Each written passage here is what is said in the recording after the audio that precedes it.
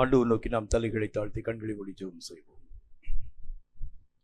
எங்களை அதிகமாக நேசிக்கிற எங்கள் அன்பின் பரலோக பிதாவே, ஆசீர்வதிக்கப்பட்ட அந்த நல்ல நாள் காலை வேளைக்காக உம்முடைய நாமத்தின் நன்றியோடு நாங்கள் ஸ்தோத்திரிக்கிறோம். கர்த்தருடைய கிருபையும் இரக்கமும் எங்கள் மேல் பூர்ணமாய் விளங்கும்படி எங்களுடைய சகல பிரயாசங்களையும் ஆண்டவரை உம்முடைய நாமத்தினாலே உம்முடைய கரங்களுக்குள்ளாக நாங்கள் தாழ்த்தி ஒப்புக் கொடுக்கிறோம். நீர் எங்களோடு கூட இருந்து இடைப்படுகிறது. இனி வரக்கூடிய ஒவ்வொரு வேளையிலும் பிரத்யேகமாய் பிரத்யட்சமாய் நாங்கள் கண்டு உணர ஆவியானவராகிய கர்த்தர் ஏற்ற வல்லமைகளை தந்து நீர் ஆசீர்வதிக்க வேண்டும் என்று நாங்கள் ஜெபிக்கிறோம். நாங்கள் ஓடுகிறதும் உழைக்கிறதும் வீணாக்கப்படாதபடி அவைகளுக்கேற்ற மகிமையான காரியங்களை தடையில்லாமல் எங்கள் வாழ்க்கையில் நாங்கள் பெற்றுக்கொள்ள நேரே கிருபை தந்து மேன்மைப்படுத்துவீராக. கர்த்தருடைய கரங்களுக்குள் இனி வரக்கூடிய ஒவ்வொரு காரியத்தையும் ஒப்புக் கொடுக்கிறோம். உம் சித்தம் நிறைவாக்கப்பட ஆண்டவராகிய கர்த்தர் ஏற்ற வல்லமைகளை தந்து ஆசீர்வதிக்க வேண்டும் என்று இயேசு கிறிஸ்துவின் நாமத்தினால் வேண்டிக் கொள்கிறோம் எங்கள் பரிசுத்தமுள்ள நல்ல பிதாவே. ஆமென், ஆமென்.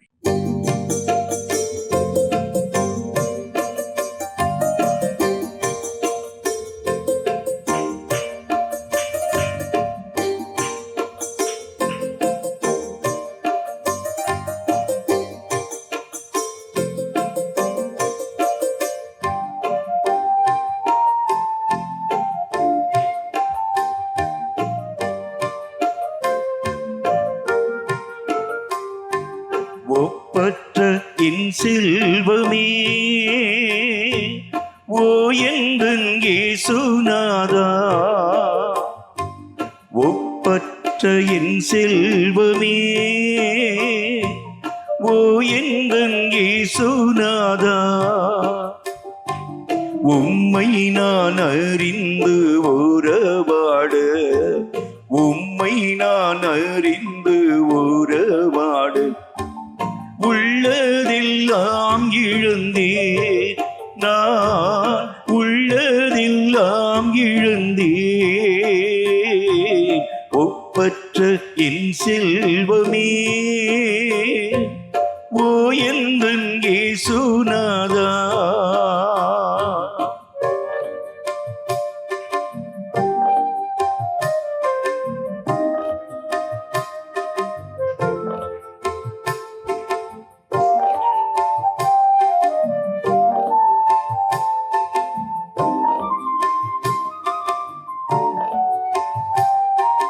உம்மை நான் ஆதாயமாக்கவும் உம்மோடு ஒன்றாகவும், உம்மை நான் ஆதாயமாக்கவும் உம்மோடு ஒன்றாகவும், எல்லாமே குப்பையின, எல்லாமே குப்பையின என்னாலும் கருதுவே. ஒப்பற்ற என் செல்வமே ஓ எங்கள் இயேசுநாதா, ஒப்பற்ற என் செல்வமே ஓ எங்கள் இயேசுநாதா.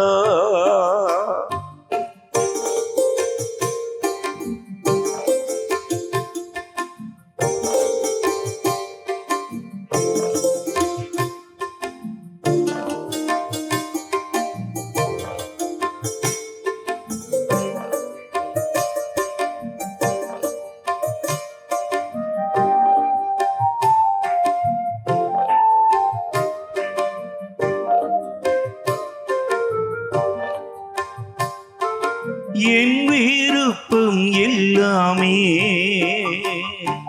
இயேசுவே நீ தானன்றோ, என் விருப்பம் எல்லாமே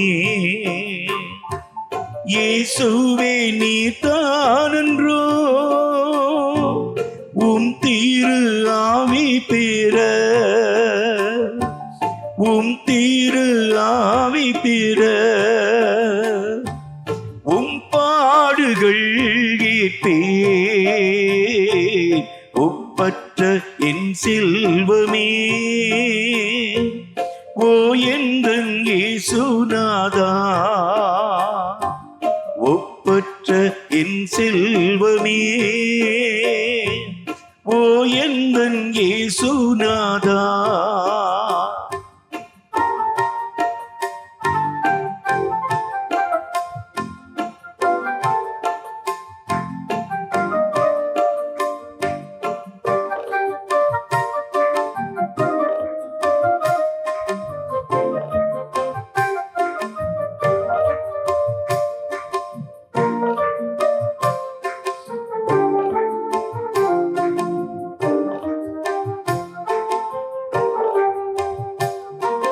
கடந்ததை மறந்தே கண் முன்னால் என் இயேசுதான் கடந்ததை மறந்தே கண் முன்னால் என் இயேசுதான் தொடர்ந்து ஓடுவே தொடர்ந்து ஓடுவே தொல்லைகள் என்ன செய்யும் ஒப்பற்ற என் செல்வமே ஓ எந்தன் இயேசுநாதா ஒப்பற்ற என் செல்வமே ஓ எந்தன் இயேசுநாதா உம்மை நான் அறிந்து உறவாட உம்மை நான் அறிந்து உறவாட உள்ளதெல்லாம் இழந்தேன் நான் உள்ளதெல்லாம் இழந்தேன் ஒப்பற்ற என் செல்வமே ஓ எந்தன் இயேசுநாதா ஒப்பற்ற என் செல்வமே ஓ எந்தன் இயேசுநாதா.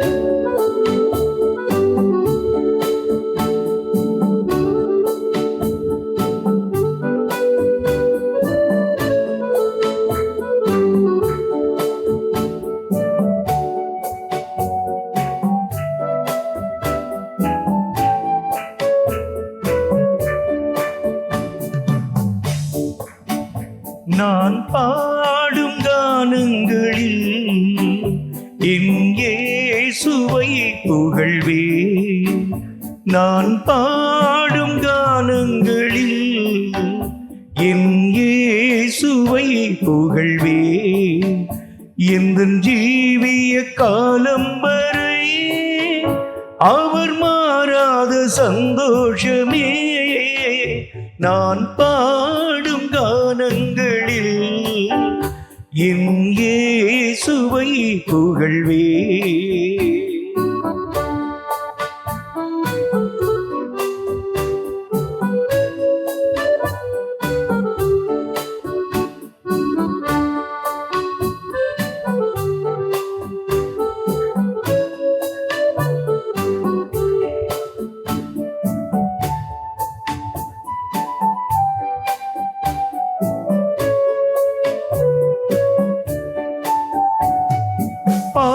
பாவரோகங்கள் மாற்றியே எந்தன் கண்ணீரை துடைத்தவர் நீ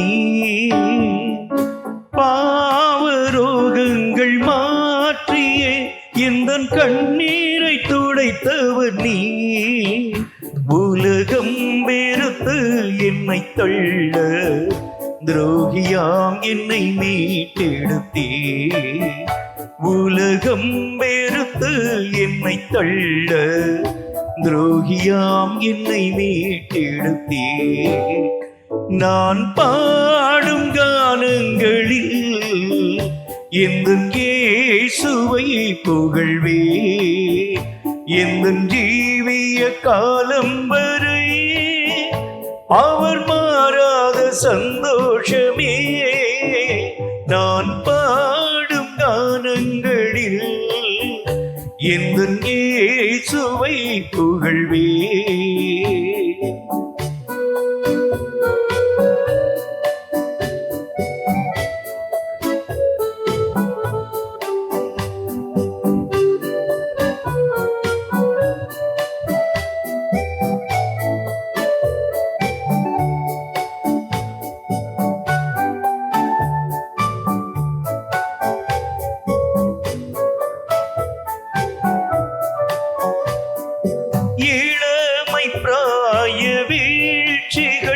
இல்லை யாதொரு பயமும் இல்லை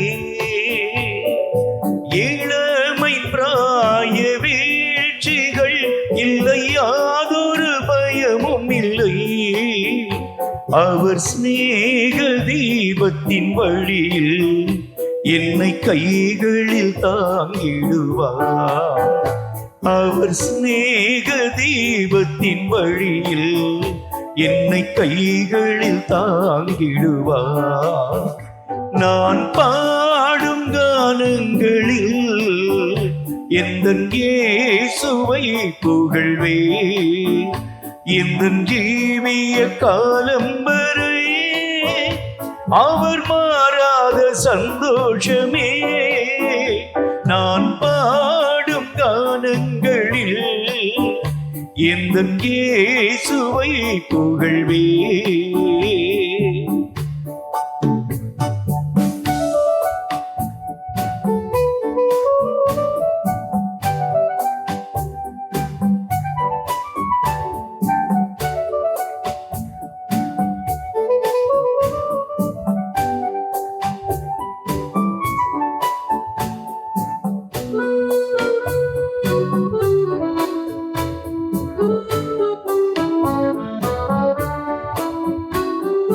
நல்ல போராட்டம் போராடி இந்தன் ஓட்டத்தை முடிக்கச் செய்வி.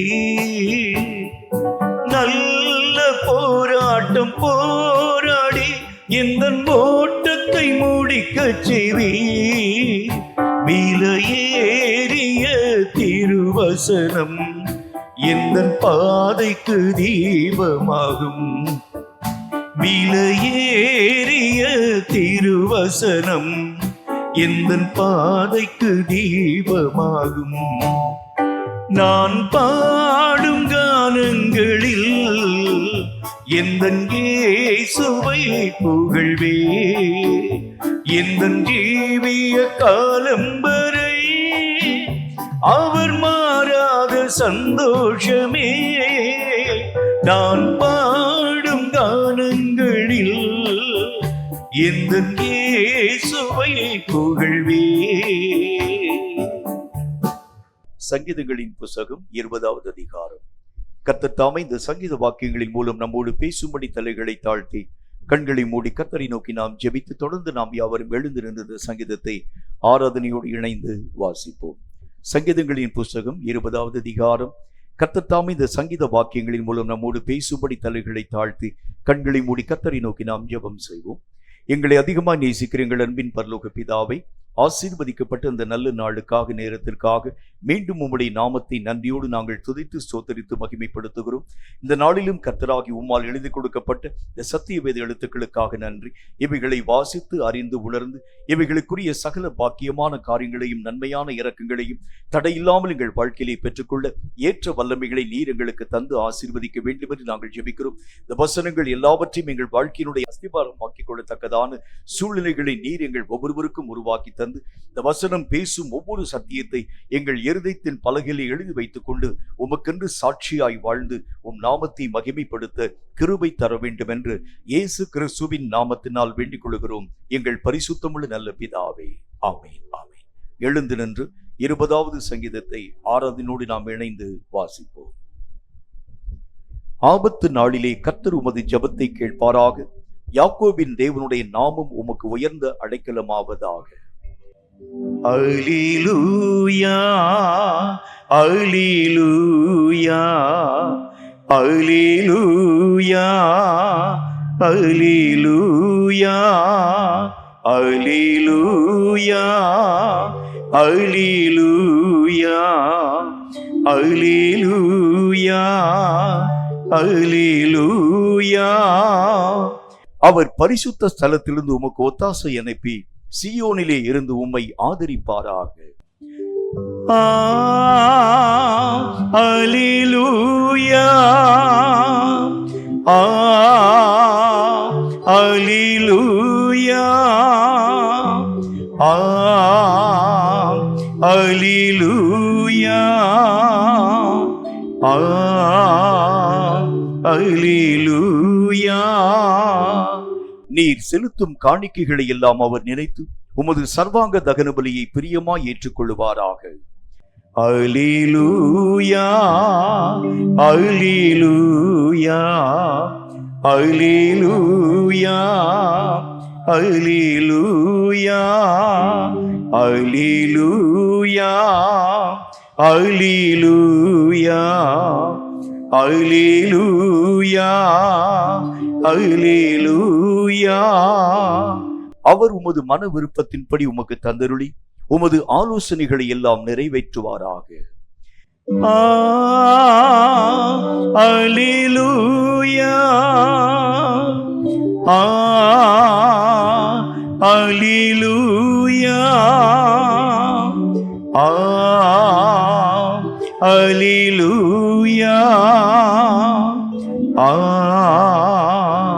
அல்லேலூயா. நாங்கள் உமது ரட்சிப்பினால் மகிழ்ந்து எங்கள் தேவனுடைய நாமத்திலே கொடியேற்றுவோம். உமது வேண்டுதல்களை எல்லாம் கர்த்தர் நிறைவேற்றுவாராக. அல்லேலூயா அல்லேலூயா அல்லேலூயா அல்லேலூயா அல்லேலூயா அல்லேலூயா அல்லேலூயா அல்லேலூயா. கர்த்தர் தாம் அபிஷேகம் பண்ணினவரை ரட்சிக்கிறார் என்பதை இப்பொழுது அறிந்திருக்கிறேன். தமது வலது கரம் செய்யும் ரட்சிப்பின் வல்லமைகளை காண்பித்து தமது பரிசுத்த வானத்திலிருந்து அவருடைய ஜெபத்தை கேட்பார். அல்லேலூயா அல்லேலூயா அல்லேலூயா அல்லேலூயா. சிலர் ரதங்களை குறித்தும் சிலர் குதிரைகளை குறித்தும் மேன்மை பாராட்டுகிறார்கள். நாங்களோ எங்கள் தேவனாகிய கர்த்தருடைய நாமத்தை குறித்தே மேன்மை பாராட்டுவோம். அல்லேலூயா அல்லேலூயா அல்லேலூயா அல்லேலூயா அல்லேலூயா அல்லேலூயா அல்லேலூயா அல்லேலூயா. அவர்கள் முறிந்து விழுந்தார்கள், நாங்களோ எழுந்து நிமிர்ந்து நிற்கிறோம். அல்லேலூயா அல்லேலூயா அல்லேலூயா அல்லேலூயா. கர்த்தாவே ரட்சியும், நாங்கள் கூப்பிடுகிற நாளிலே ராஜா எங்களுக்கு செவி கொடுப்பாராக. அல்லேலூயா அல்லேலூயா அல்லேலூயா அல்லேலூயா அல்லேலூயா அல்லேலூயா அல்லேலூயா அல்லேலூயா அல்லேலூயா அல்லேலூயா அல்லேலூயா அல்லேலூயா. பிதாவே ஆராதிக்கிறே, இயேசுவே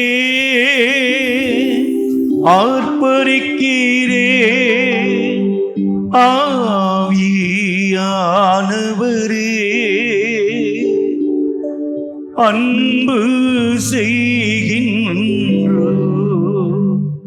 தூய ஆவியானவரே அன்பு செய்கின்றோ, உம்மை ஆராதிக்கின்றோ, ஆர்ப்பரிக்கின்றோ, அன்பு செய்கின்றோ, உம்மை ஆராதிக்கின்றோ, ஆர்ப்பரிக்கின்றோ, அன்பு செய்கின்றோ. அல்லேலூயா அல்லேலூயா அல்லேலூயா அல்லேலூயா அல்லேலூயா அல்லேலூயா அல்லேலூயா அல்லேலூயா அல்லேலூயா அல்லேலூயா அல்லேலூயா அல்லேலூயா அல்லேலூயா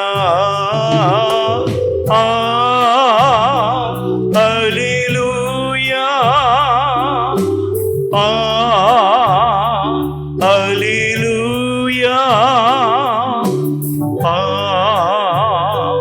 அல்லேலூயா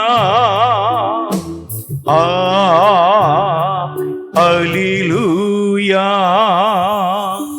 சகலமும் படைத்தவரே சர்வ வல்லவரே சகலமும் படைத்தவரே சர்வ வல்லவரே மகிமைக்கு பாத்திரரே ஐயா மங்காத பிரகாசமே எங்கள் மகிமைக்கு பாத்திரரே ஐயா மங்காத பிரகாசமே உம்மை ஆராதிக்கின்றோ ஆர்ப்பரிக்கின்றோ அன்பு செய்கின்றோ உம்மை ஆராதிக்கின்றோ ஆர்ப்பரிக்கின்றோ அன்பு செய்கின்றோ அல்லேலூயா அல்லேலூயா அல்லேலூயா ஆமென் அல்லேலூயா நிரப்பும் ஆண்டவரே அல்லேலூயா அல்லேலூயா அல்லேலூயா அல்லேலூயா அல்லேலூயா அல்லேலூயா அல்லேலூயா அல்லேலூயா அல்லேலூயா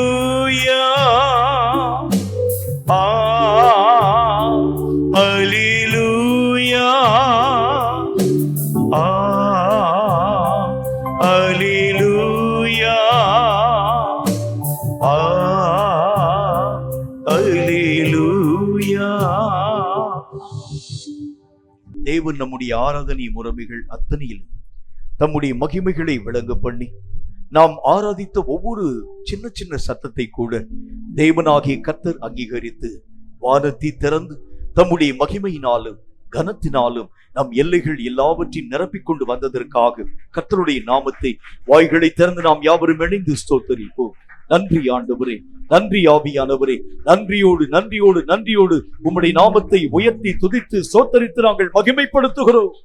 நீர் ஒருவரே உயரமும் உன்னதமுமான வல்லமையான காரியங்கள் யாவற்றையும் செய்கின்ற மகிமையிலே சிறந்த ஒரு தேவன் என்று நாங்கள் அறிந்திருக்கிறதுனாலே உம்முடைய நாமத்தை உயர்த்தி உயர்த்தி உயர்த்தி நாங்கள் துதித்து ஸ்தோத்தரித்து மகிமைப்படுத்துகிறோம்.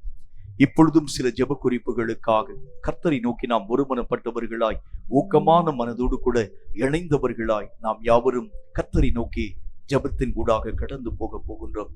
தேசத்தின் ஒவ்வொரு தேவைகளுக்காக கர்த்தரை நோக்கி நம்ம ஜெபிக்கணும். தேசத்துல நிறைய சின்ன குறுந்தொழில்கள் எல்லாம் பாதிப்பின் நிலைகளின் ஊடாக கடந்து போனதாக செய்தி குறிப்புகள் நமக்கு சொல்லுகிறது. ஏறக்குறைய 2 லட்சத்திற்கும் அதிகமான இந்த மாதிரி சின்ன தொழில்கள் எல்லாம் நலிவடைந்து போனதாக நம்முடைய இந்த தமிழகத்துல மட்டும் 2 லட்சத்திற்கும் அதிகமான தொழில் வளங்கள் எல்லாம் குறுக்கப்பட்டு போனதாக செய்தி குறிப்புகள் நமக்கு சொல்கிறது. அப்படி என்றால் ஒட்டுமொத்த இந்தியாவில் எத்தனை விதமான தொழில் வளங்கள் நசுக்கத்தின் ஊடாக கடந்து போயிருக்கிறத பார்க்க முடியும். கர்த்தருடைய நாமத்தினால அவங்க சொல்லக்கூடிய காரியங்களை நாம் மெய்யாகவே கேட்க ஆரம்பிக்கிறது உண்டானா, எங்களால் இந்த மாதிரி தொழில்களை செய்ய முடியாம நிறைய வரி சுமைகள் எங்கள் மேல் ஏற்றப்படுகிறதுனால இந்த தொழில் ஆதாரங்கள் எல்லாம் முடக்கப்படக்கூடிய நிலைகளின் ஊடாக நாங்கள் தள்ளப்படுகிறோம் என்கிறதை பற்றி அவர்கள் மெய்யாகவே கண்ணீரோடு புலம்பலோடு கூட பேசி கொண்டு வர ஆரம்பிக்கிறாங்க. இந்த சின்ன குறுந்தொழில்கள் செய்யக்கூடிய தொழிலாளிகளுக்காக கர்த்தரை நோக்கி நம்ம ஊக்கமான மனதோடு ஒருமனப்பட்டவர்களாய் நம்ம ஜெபிக்கணும். இந்த மாதிரி தொழில் வளங்கள் பெருக ஆரம்பித்தால் மட்டும்தான் தேசம் செழிப்பாக மாற்றப்படுகிறதை கண்கூடாக நாம் பார்க்க முடியுமே. மட்டும் இல்லாம வேலை வாய்ப்பு இல்லாம திணறி தவிக்கக்கூடிய அநேகம் விதமான பட்டதாரி வாலிபர்களுக்காக, வாலிப பிள்ளைகளுக்காக நம்ம ஜெபிக்கணும். கர்த்தருடைய கிருபையினால இந்த சூழ்நிலைகள் எல்லாம் மாற்றப்பட்டு நல்ல வேலைக்குரிய வழிமுறைகளை ஆண்டவராகிய தேவன் அவர்கள் ஒவ்வொருவருக்கும் உருவாக்கி தர வேண்டும். மட்டுமல்லாம மருத்துவ கனவுகளோடு கூட அநேக விதமான கஷ்டத்தோடு கூட கொஞ்ச நாளைக்கு முன்பதாக எழுதின இந்த நீட் தேர்வுல நிறைய குழப்பங்கள் உருவாக்கப்பட்டதுனால தங்கள் எதிர்கால வாழ்க்கை எப்படி இருக்குமோ என்று சொல்லி அச்சத்தோடு கூட காணப்படக்கூடிய மக்களின் நிலைகளை நாம் கண் கொண்டு பார்க்கிறோமே. எத்தனையோ விதமான தேங்க்யூ மை ஃபாதர் தங்களுடைய கையில இருக்கக்கூடிய காசுகள் யாவற்றையும் அவர்கள் செலவு பண்ணி அக்கம் பக்கத்துல கடன் உடன் வாங்கி அவர்கள் இந்த படிப்புக்கான ஆயத்தங்களின் ஊடாக கடந்து போகக்கூடிய நேரத்துல இந்த குழப்பங்கள் உருவாக்கப்படுகிறது உண்டானால் எத்தனை பாதிப்புகளை ஏழை எளிய மக்கள் தாங்க முடியும் என்கிறதை நாம் கண்கொண்டு பார்க்க வேண்டுமே. இப்படிப்பட்ட குறிப்புகளுக்காக கர்த்தரை நோக்கி நாம் ஊக்கமான மனதோடு ஒருமனப்பட்டவர்களாய் நம்ம ஜெபிக்கணும். சின்ன தொழில்கள் செய்யக்கூடிய மக்களுக்காக கர்த்தர் அவர்களுடைய நிலைகளை ஆசீர்வாதமாய் மாறப்படும்படிக்காக கர்த்தருடைய இரக்கங்களை அவர்கள் தங்களுடைய வாழ்க்கையிலே ஆண்டவராகிய தேவனுடைய நாமத்தினால் பெற்றுக்கொள்ளும்படிக்காக வேலை வாய்ப்பு இல்லாமல் கஷ்டப்படக்கூடிய அநேகம் வாலிபர்கள், வாலிப பிள்ளைகளுக்காக கர்த்தரை நோக்கி நல்ல வேலைகளை ஆண்டவராகிய தேவன் அவர்களுக்கு உருவாக்கி தர வேண்டும். மட்டுமல்லாமல் நீட் தேர்வை எழுதி ரிசல்ட்டுக்காக காத்திருக்கக்கூடிய பிள்ளைகளுக்கு பெரிய இடியாக இந்த தேர்வினுடைய நிலைகளெல்லாம் மாற்றப்பட்டதாக செய்திகளின் மூலமாய் கேள்விப்படக்கூடிய காரியங்களை கேட்டு நிறைய ஏழை எளிய மக்கள் திக்கற்று போய் இனி எதிர்காலத்தில் நம்ம என்ன செய்ய போகிறோம் என்று சொல்லி கண்ணீரோடும் புலம்பலோடும் கூட காத்திருக்கக்கூடிய பிள்ளைகளுக்காக கர்த்தரை நோக்கி நாம் ஒருமனப்பட்டவர்களாய் நம்ம ஜெபிக்கணும். இந்த காரியங்களை மையத்திலே வைத்து, இருதயத்தின் ஆழத்திலே வைத்து இப்படிப்பட்ட குறிப்புகளுக்காக யாவரும் இணைந்து கர்த்தரை நோக்கி ஊக்கமான மனதோடு ஒருமனப்பட்டவர்களாய் நாம் யாவரும் இணைந்து நம்ம ஜெபிக்கலாம். நன்றி ஆண்டவரே, நன்றி ஆண்டவரே. சிறிய தொழில் கர்த்தாவை தொழில் செய்யக்கூடிய மக்களுடைய வாழ்க்கையின் ஆதாரங்கள் உயர்த்தப்படும்படிக்காக கர்த்தரை நோக்கி நாங்கள் ஊக்கமான மனதோடு ஜெபிக்கிறோம். அவர்களுக்குரிய நல்ல திறந்த வாசலை கர்த்தராகிய தேவனின் உருவாக்கி தாரும். அவர்களுக்கு விரோதமாய் காணப்படும் எல்லா வரி சுமைகளும் இயேசுவின் நாமத்தினால் அகன்று போகும்படிக்காக எங்கள் இந்திய நாடு செழிப்பாக்கப்பட வேண்டும் என்றால் இப்படிப்பட்ட தொழில் வளங்கள் பெருக வேண்டியது அவசியமான ஒன்றாய் காணப்படுகிறது. இப்படிப்பட்ட தொழில் வளங்களுக்கு விரோதமாய் இயற்றப்பட்ட எல்லா விதமான சட்டங்களும் இயேசுவின் நாமத்தினால் முடக்கப்பட்டு இப்படிப்பட்ட தொழில்கள் பெருக்கத்தின் ஊடாக கடந்து போகக்கூடிய நல்ல பல புதிய சட்டங்களை கர்த்தருடைய நாமத்தினால் தேங்க்யூ மை ஃபாதர் ஆளுகை செய்யக்கூடிய அதிகாரிகள் ஏற்றும்படிக்காக கர்த்தரை நோக்கி சின்ன தொழில் செய்யக்கூடிய வியாபார மக்களுடைய வாழ்க்கையின் ஆதாரங்களுக்காக சபையாராகி நாங்கள் ஒருமனப்பட்டு ஜெபிக்கிறோம். எங்கள் ஜெபங்களை கர்த்தரில் அங்கீகரித்து அவர்கள் நிலைகளிலே ஆண்டவராகிய தேவன் நல்ல தரத்தை உயரப்பட வேண்டும் என்று நாங்கள் ஜெபிக்கிறோம். வேலை வாய்ப்பை கர்த்தாவை தேடிக்கொண்டிருக்கக்கூடிய பிள்ளைகளுக்காக நாங்கள் ஜெபிக்கிறோம். எல்லா வாலிப கர்த்தாவை முக்கு சோத்திர பையன்களுக்காக, பிள்ளைகளுக்காக நாங்கள் ஜெபிக்கிறோம். இந்த வேலை வாய்ப்புக்காக இங்கும் அங்கும் அலைமோதக்கூடிய பிள்ளைகளுக்கு நல்ல வேலை, வசதியான வேலைகளை ஆண்டவராகிய தேவனின் உருவாக்கி தர வேண்டும் என்று இயேசு கிறிஸ்துவின் நாமத்தினால் நாங்கள் ஜெபிக்கிறோம். நீட் தேர்வு எழுதி காத்திருக்கக்கூடிய பிள்ளைகளுக்காக கடன் உடன் வாங்கி இந்த தேர்வினுடைய நிலைகள் இப்படியாய் மாற்றப்பட்டதினாலே மன உளைச்சலின் ஊடாக கடந்து போன ஒவ்வொரு பிள்ளைகளுக்காக நாங்கள் ஜெபிக்கிறோம். கர்த்தருக்கு சித்தமானால் இந்த கர்த்தாவின் நீட் தேர்வினுடைய நிலைகள் எல்லாம் எங்கள் தேசத்தின் எல்லைகளை விட்டு ஒழிக்கப்படும்படிக்காக உம்முடைய நாமத்தினால் நாங்கள் ஒருமனப்பட்டு ஜெபிக்கிறோம். கர்த்தர் ஜெபங்கள் அங்கீகரிங்க ஆண்டவரே. இனி ஏழை எளிய மக்கள் பாதிக்கப்படக்கூடாது. ஏழை எளிய கர்த்தாவி குடும்பத்திலிருந்து நிறைய மருத்துவர்கள் தேசத்திலே மெய்யாகவே உருவாக்கப்படும்படி இயேசு கிறிஸ்துவின் நாமத்தினால் நாங்கள் ஜெபிக்கிறோம். இயேசுவின் நாமத்தினால் நாங்கள் ஜெபிக்கிறோம். எங்கள் ஜெபங்களை கர்த்தர் அங்கீகரியும், ஏற்று அங்கீகரித்து ஆசீர்வதிக்க வேண்டும் என்று இயேசு கிறிஸ்துவின் நாமத்தினால் வேண்டிக் கொள்கிறோம். எங்கள் பரிசுத்தமுள்ள நல்ல பிதாவே, ஆமென், ஆமென். கர்த்தருக்கு காணிக்கை செலுத்தும் நேரத்திற்குள் வருகின்றோம். காணிக்கைகளை கைகளிலே வைத்துக்கொண்டு தலைகளை தாழ்த்தி கண்களை மூடி கர்த்தரை நோக்கி நாம் ஜெபிப்போம். தொடர்ந்து ஒரு பாடல் பாடப்படும். அப்பொழுது நாம் கர்த்தருக்கென்று காணிக்கை படைக்கலாம். நம்மையும் நம்முடைய காணிக்கைகளையும் கர்த்தராகிய தேவன் அங்கீகரித்து ஏற்றுக்கொள்ளும்படிக்காக கர்த்தருக்கு முன்பதாக காணிக்கைகளை ஒப்பு கொடுத்து ஆண்டவராகிய தேவன் இவைகளை அங்கீகரிக்கும்படிக்காக கர்த்தரை நோக்கி நாம் ஊக்கமான மனதோடு ஜெபம் செய்வோம். எங்களை அதிகமாக நேசிக்கிற எங்கள் அன்பின் பரலோக பிதாவே, நீர் எங்களுக்கு எத்தனையோ நன்மையான காரியங்களை தந்தீர். குமாரனாகிய இயேசுவும் தம்முடைய ஜீவன் எங்களுக்கு தந்து இத்தனை மேன்மையான ரட்சிப்பினாலே எங்கள் ஒவ்வொருவரையும் மீட்கும்படி சித்தம் வைத்தீரே. எங்களால் இயன்ற அந்த சொற்ப காணிக்கையாகிய பலிகளை ஆண்டவருக்கு நாங்கள் படைக்கும்படி கடந்து வருகிறோம். எங்களையும் எங்களுடைய காணிக்கைகளையும் ஏற்றுக்கொண்டு இவைகளுக்கு தக்கதாக இவைகளுக்கு அதிகமாக அநேக மகிமைகளை நீர் எங்கள் வாழ்க்கையிலே விளங்க பண்ணி ஆசீர்வதிக்க வேண்டுமென்று நாங்கள் ஜெபிக்கிறோம். கர்த்தருக்கு நாங்கள் படைக்கிறோம். பயத்தோடும் நடுக்கத்தோடும் இவைகளை படைக்கின்ற இந்த காணிக்கைகளை நீர் அங்கீகரித்து அதற்கேற்ற மகிமைகளை நீர் எங்கள் வாழ்க்கையிலே விளங்க பண்ண வேண்டும் என்று இயேசு கிறிஸ்துவின் நாமத்தினால் வேண்டிக் கொள்கிறோம் எங்கள் பரிசுத்தமுள்ள நல்ல பிதாவே, ஆமென்.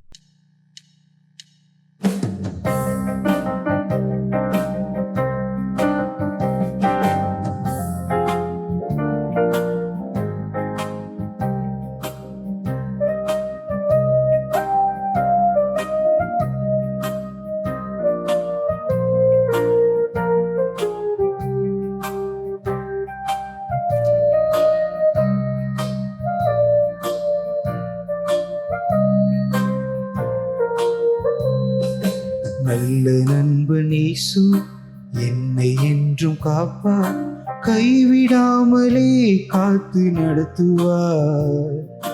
கண்மணி போல் காப்பார், கண்ணீரெல்லாம் துடைப்பார், கடந்ததெல்லாம் மறக்க செய்வார்.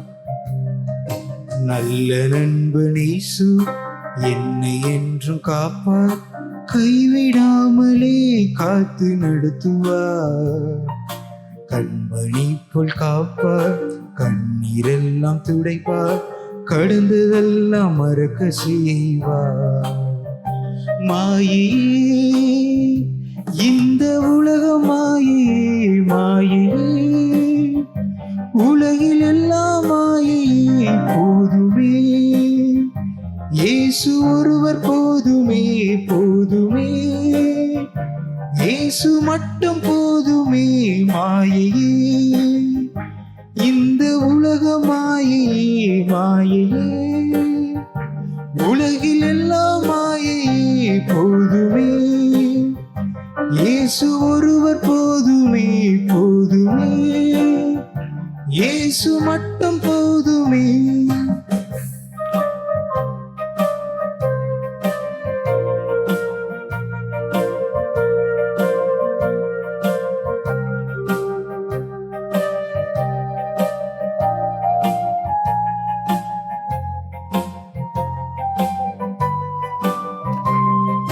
கண்ணீரோடு நடந்த நாட்கள் மாயையானதே, கவலையோடு திரிந்த நாட்கள் கடந்து போனதே.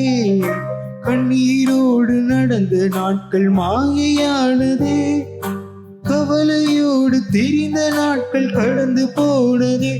உலக பாடுகள், உலக வேதனை, உலக பாடுகள், உலக வேதனை இயேசு வந்தால் தீருமே, இயேசு வந்தால் மாறுமே. நல்ல நண்பன் இயேசு என்னை என்றும் காப்பார், கைவிடாமலே காத்து நடத்துவார். கண்மணி போல் காப்பார், கண்ணீரெல்லாம் துடைப்பார், கடந்ததெல்லாம் மறக்க செய்வார்.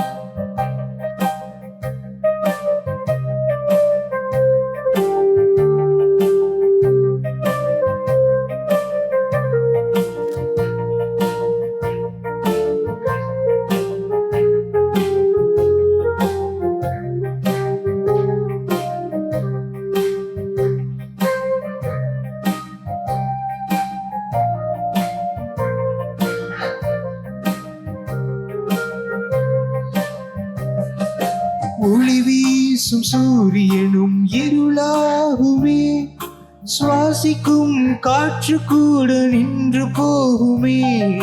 ஒளி வீசும் சூரியனும் இருளாகுமே, சுவாசிக்கும் காற்று கூட நின்று போகுமே. சேர்த்த ஆஸ்தியும் பாச ஜனங்களும், சேர்த்த ஆஸ்தியும் பாச ஜனங்களும் உன்னை விட்டு போகுமே, உன்னை விட்டு விலகுமே. நல்ல நண்பனீசு என்னை என்றும் காப்பார், கைவிடாமலே காத்து நடத்துவார். கண்மணி போல் காப்பார், கண்ணீரெல்லாம் துடைப்பார், கடந்ததெல்லாம் மறக்க செய்வார். நல்ல நண்பனீசு என்னை என்றும் காப்பார், கைவிடாமலே காத்து நடத்துவார். கண்மணி போல் காப்பார், கண்ணீரெல்லாம் துடைப்பார், கடந்ததெல்லாம் மறக்க செய்வார். மாயையே இந்த உலக மாயையே, மாயையே உலகில் எல்லாம் மாயையே போதுமே, இயேசு ஒருவர் போதுமே, போதுமே இயேசு மட்டும் போதுமே. மாயையே இந்த உலக மாயையே, மாயையே உலகில் எல்லாம் மாயையே போதுமே, இயேசு ஒருவர் போதுமே, போதுமே இயேசு மட்டும் போதுமே. கொடுக்கப்பட்ட காணிக்கைகளை கர்த்தர் அங்கீகரிக்கும்படிக்காக தலைகளை தாழ்த்தி நாம் ஜெபிப்போம். எங்களை அதிகமாக நேசிக்கிற எங்கள் அன்பின் பரலோக பிதாவே, ஆசீர்வதிக்கப்பட்ட அந்த நல்ல நாளிலும் கர்த்தருக்கென்று கொடுக்கப்பட்ட அந்த காணிக்கையாகிய பலிகளை நீர் அங்கீகரித்து ஏற்றுக்கொண்டு அவைகளுக்கேற்ற மகிமைகளை எம்மையிலும் மறுமையிலும் கர்த்தருடைய நாமத்தினாலே நாங்கள் பெற்றுக்கொள்ள ஏற்ற வல்லமைகளை நீர் எங்களுக்கு தந்து ஆசீர்வதிக்க வேண்டும் என்று நாங்கள் ஜெபிக்கிறோம். விசனமாகவோ கட்டாயமாகவோ அல்ல, மனப்பூர்வமாய் கொடுத்த அந்த பலிகளை கர்த்தர் நீர் ஏற்றுக்கொண்டு அவைகளுக்கேற்ற ஆசீர்வாதங்களை நீர் எங்கள் வாழ்க்கையிலே தந்து நாங்கள் கொடுத்ததை போல 100 மடங்கு எங்கள் எல்லைகளிலே நீர் மேன்மையான காரியங்களை தந்து ஆசீர்வதித்து கனப்படுத்த வேண்டும் என்று இயேசு கிறிஸ்துவின் நாமத்தினால் வேண்டிக் கொள்கிறோம் எங்கள் பரிசுத்தமுள்ள நல்ல பிதாவே, ஆமென், ஆமென். ஆண்டவராகிய இயேசு கிறிஸ்துவின் நாமத்தினாலே உங்கள் யாவருக்கும் மீண்டும் என்னுடைய அன்பின் வாழ்த்துக்களை நான் தெரிவித்துக் கொள்கின்றேன். இந்த கடைசி கால இயக்கம் என்கிற இந்த இயக்கம் ஆண்டவராகிய தேவனுடைய பரிசுத்தமுள்ள சித்தத்தின்படி உருவாக்கப்படக்கூடிய ஒன்று மட்டுமல்லாமல், இந்த இயக்கத்திலே நீங்கள் கடந்து போக வேண்டும் என்று சொன்னாலே பலவிதமான மாற்றங்கள் நம்முடைய வாழ்க்கையிலே உருவாக்கப்பட வேண்டியது அவசியம். பல விஷயங்கள் நம்முடைய வாழ்க்கையின் எல்லைகளை கடந்து போகவும், பல விஷயங்களை ஆண்டவராகிய தேவனுடைய நாமத்தினால் நாம் சுதந்திரிக்கவும் தக்கதான சூழ்நிலைகளை இந்த ஓட்டத்திலே நீங்களும் நானும் பெற்றுக்கொள்ள துவங்கினால் மட்டும்தான் சரியான இலக்கை எட்டவும் தேவ சித்தத்தை நிறைவாக்கவும் உங்களாலும் என்னாலும் ஆகும். ஆண்டவருடைய வேதம் நமக்கு சொல்லுகிறதை போல விட வேண்டிய காரியங்களை விட்டு ஒழிக்க வேண்டும், பெற வேண்டிய காரியங்களை தடையில்லாமல் பெற்றுக்கொள்ள வேண்டும். இந்த 2 நிலைகளும் நம்முடைய வாழ்க்கையிலே சரியான விதத்தில் காணப்பட ஆரம்பித்தால் மட்டும்தான் தேவனுடைய பரிசுத்தமுள்ள நாமத்தை மகிமைப்படுத்த உங்களாலும் என்னாலும் ஆகும். கர்த்தருடைய வேத புஸ்தகத்துல நம்முடைய வாழ்க்கையை சீர்படுத்த வேண்டிய பல விஷயங்களை பற்றி நம்முடைய தியானத்தின் முடிவாக நாம் கற்றுக்கொண்டு வருகின்றோம். முதலாவது, நம்முடைய வழிகள் எல்லாம் எப்படியெல்லாம் சீர்கெட்டதாய் காணப்படுகிறது, அவைகளை எப்படியெல்லாம் நாம் சீர்படுத்த வேண்டும் என்கிறதை பற்றி கர்த்தர் தம்முடைய வசனத்தின் மூலம் திட்டமும் தீர்க்கமுமாய் நம்மோடு கூட அவர் பேசி கொண்டு வந்தார். அதை தொடர்ந்து அதே வசனத்திலே ஆண்டவராக தேவன் நமக்கு சொன்ன அந்த வார்த்தையின் அடிப்படையில நம்முடைய வழிகள் மட்டுமல்ல, நம்முடைய கிரியைகளும் சீராக்கப்பட வேண்டியது அவசியமான ஒன்று என்கிறதை ஆண்டவருடைய வேதம் திட்டமாய் நம்மோடு கூட பேசுகிறது. அந்த வசனத்தை வாசிக்கிறேன், கேளுங்கள். எரேமியா தீர்க்கதரிசியின் புஸ்தகம் 7வது அதிகாரம் 3வது வசனம் இந்த வார்த்தையை நமக்கு சொல்கிறது. எரேமியா 7வது அதிகாரம் 3வது வசனம் இந்த வார்த்தையை நமக்கு சொல்கிறது. அதை நான் உங்களுக்கு வாசிக்கிறேன். அது என்ன சொல்றதுன்னு பாருங்க. இஸ்ரவேலின் தேவனாகிய சேனைகளின் கர்த்தர் சொல்லுகிறார், உங்கள் வழிகளையும் உங்கள் கிரியைகளையும் சீர்படுத்துங்கள், அப்பொழுது உங்களை இந்த ஸ்தலத்திலே குடியிருக்க பண்ணுவேன். ஒரு மனிதனுடைய வாழ்க்கையிலே அவனுடைய வழிகளும் அவனுடைய கிரியைகளும் கர்த்தருக்கு முன்பதாக சீர்படுத்தப்பட வேண்டியது அவசியம். சீர்படுத்தப்படாத இருக்கக்கூடிய நிறைய விஷயங்கள் தான் நம்முடைய லட்சியமான ஓட்டத்திலே அநேகம் தடைகளை உருவாக்கக்கூடிய கருவிகளாய் காணப்படுகிறதை உங்களாலும் என்னாலும் புரிந்து உணர முடியும். அந்தந்த காலத்தில் அந்தந்த விஷயத்தை நீங்களும் நானும் சீர்பட பண்ணும்படி ஒப்பு கொடுக்க துவங்கினால் மட்டும்தான் இந்த சீர்படுத்தப்படக்கூடிய அனுபவத்தின் மூலமாகவே புதிய பலத்தையும் புதிய வல்லமைகளையும் நாம் நம்முடைய வாழ்க்கையிலே தடையில்லாமல் பெற்றுக்கொள்ள முடியும். அந்தந்த பருவத்திலே சீர்படுத்த வேண்டிய காரியங்களை சீராக்காது இருக்கிறது உண்டானால் இனி நீங்கள் சீர்படுத்த வேண்டும் என்று சொல்லி யோசித்தால் கூட அந்த காலங்களும் அந்த நேரங்களும் உங்களுக்காக வாய்க்கப்படுகிறது இல்லை. ஆகவே அந்தந்த தருணங்களையும் அந்தந்த காலங்களையும் நாம் நம்முடைய வாழ்க்கையில் சரியான விஷயத்தில் சரியான காலங்களை பயன்படுத்த வேண்டியது அவசியமான ஒன்றாக காணப்படுகிறது. கர்த்தருடைய வேத புஸ்தகத்தில் இன்றைக்கு நாம் சீர்பட வேண்டிய முக்கியமான ஒரு காரியத்தை பற்றி சற்று ஆழமாக நம்முடைய தியானத்திலே பார்க்க வேண்டியது அவசியம். வேதம் சொல்லக்கூடிய நல்ல ஒரு வார்த்தையை வாசிக்கிறேன், கேளுங்கள். 2 ராஜாக்களின் புஸ்தகம் 17வது அதிகாரம் அதுல 11, 12 ஆகிய வசனங்கள் இந்த வார்த்தையை நமக்கு சொல்லுகிறது. 2 ராஜாக்களின் புஸ்தகம் 17வது அதிகாரம் 11, 12 ஆகிய வசனங்கள் இந்த வார்த்தையை சொல்லுகிறது. சற்று நிதானமாக நான் வாசிக்கிறேன். அது என்ன சொல்லுதுன்னு பாருங்க. கர்த்தர் தங்களை விட்டு குடி விலக்கின ஜாதிகளைப் போல சகல மேடைகளிலும் தூபம் காட்டி கர்த்தருக்கு கோபம் உண்டாக துர்க்கிரியைகளை செய்து, 12வது வசனம், இப்படி செய்யத்தகாது என்று கர்த்தர் தங்களுக்கு சொல்லி இருந்தும் நரகலான விக்கிரகங்களை சேவித்து வந்தார்கள். முக்கியமான ஒரு கருத்தை நாம் நம்முடைய வாழ்க்கையிலே கற்று உணர வேண்டியது அவசியம். கர்த்தராகிய தேவனுடைய மனதை கோபம் உண்டாக்கக்கூடிய கிரியைகளை நாம் நம்முடைய எல்லைகளை விட்டு விலக்க வேண்டும். பலவிதமான நேரங்கள்ல கர்த்தராகிய தேவனுடைய மனம் நம்மை உண்டாக்குவதற்காக விசனமடைய ஆரம்பிக்கிறது உண்டானால் அதை போல ஒரு பயங்கரம் நம்முடைய வாழ்க்கையிலே ஒருபோதும் உருவாக்கப்படுகிறது இல்லை. ஆண்டவராகிய தேவனால் உண்டாக்கப்பட்ட உலகம் முழுவதையும் நிரப்பி பலுகவும் பெருகவும் தக்கதாக ஆசீர்வதிக்கப்பட்ட நோவாவின் சந்ததியார், நோவாவின் காலத்திலே உருவாக்கப்பட்ட மக்கள், அவர்கள் தங்களுடைய வழிகள் எல்லாவற்றையும் கெடுத்துக்கொண்டு ஆண்டவராகிய தேவனுக்கு விரோதமான காரியங்களை செய்ய ஆரம்பித்ததினாலே கர்த்தராகிய தேவன் மனதிலே விசனம் கொண்டு ஒரு வார்த்தை ஒன்றை சொன்னார். இந்த ஜனங்களை நான் உண்டாக்கினதற்காக நான் விசனப்படுகின்றேன், மனஸ்தாபப்படுகின்றேன்.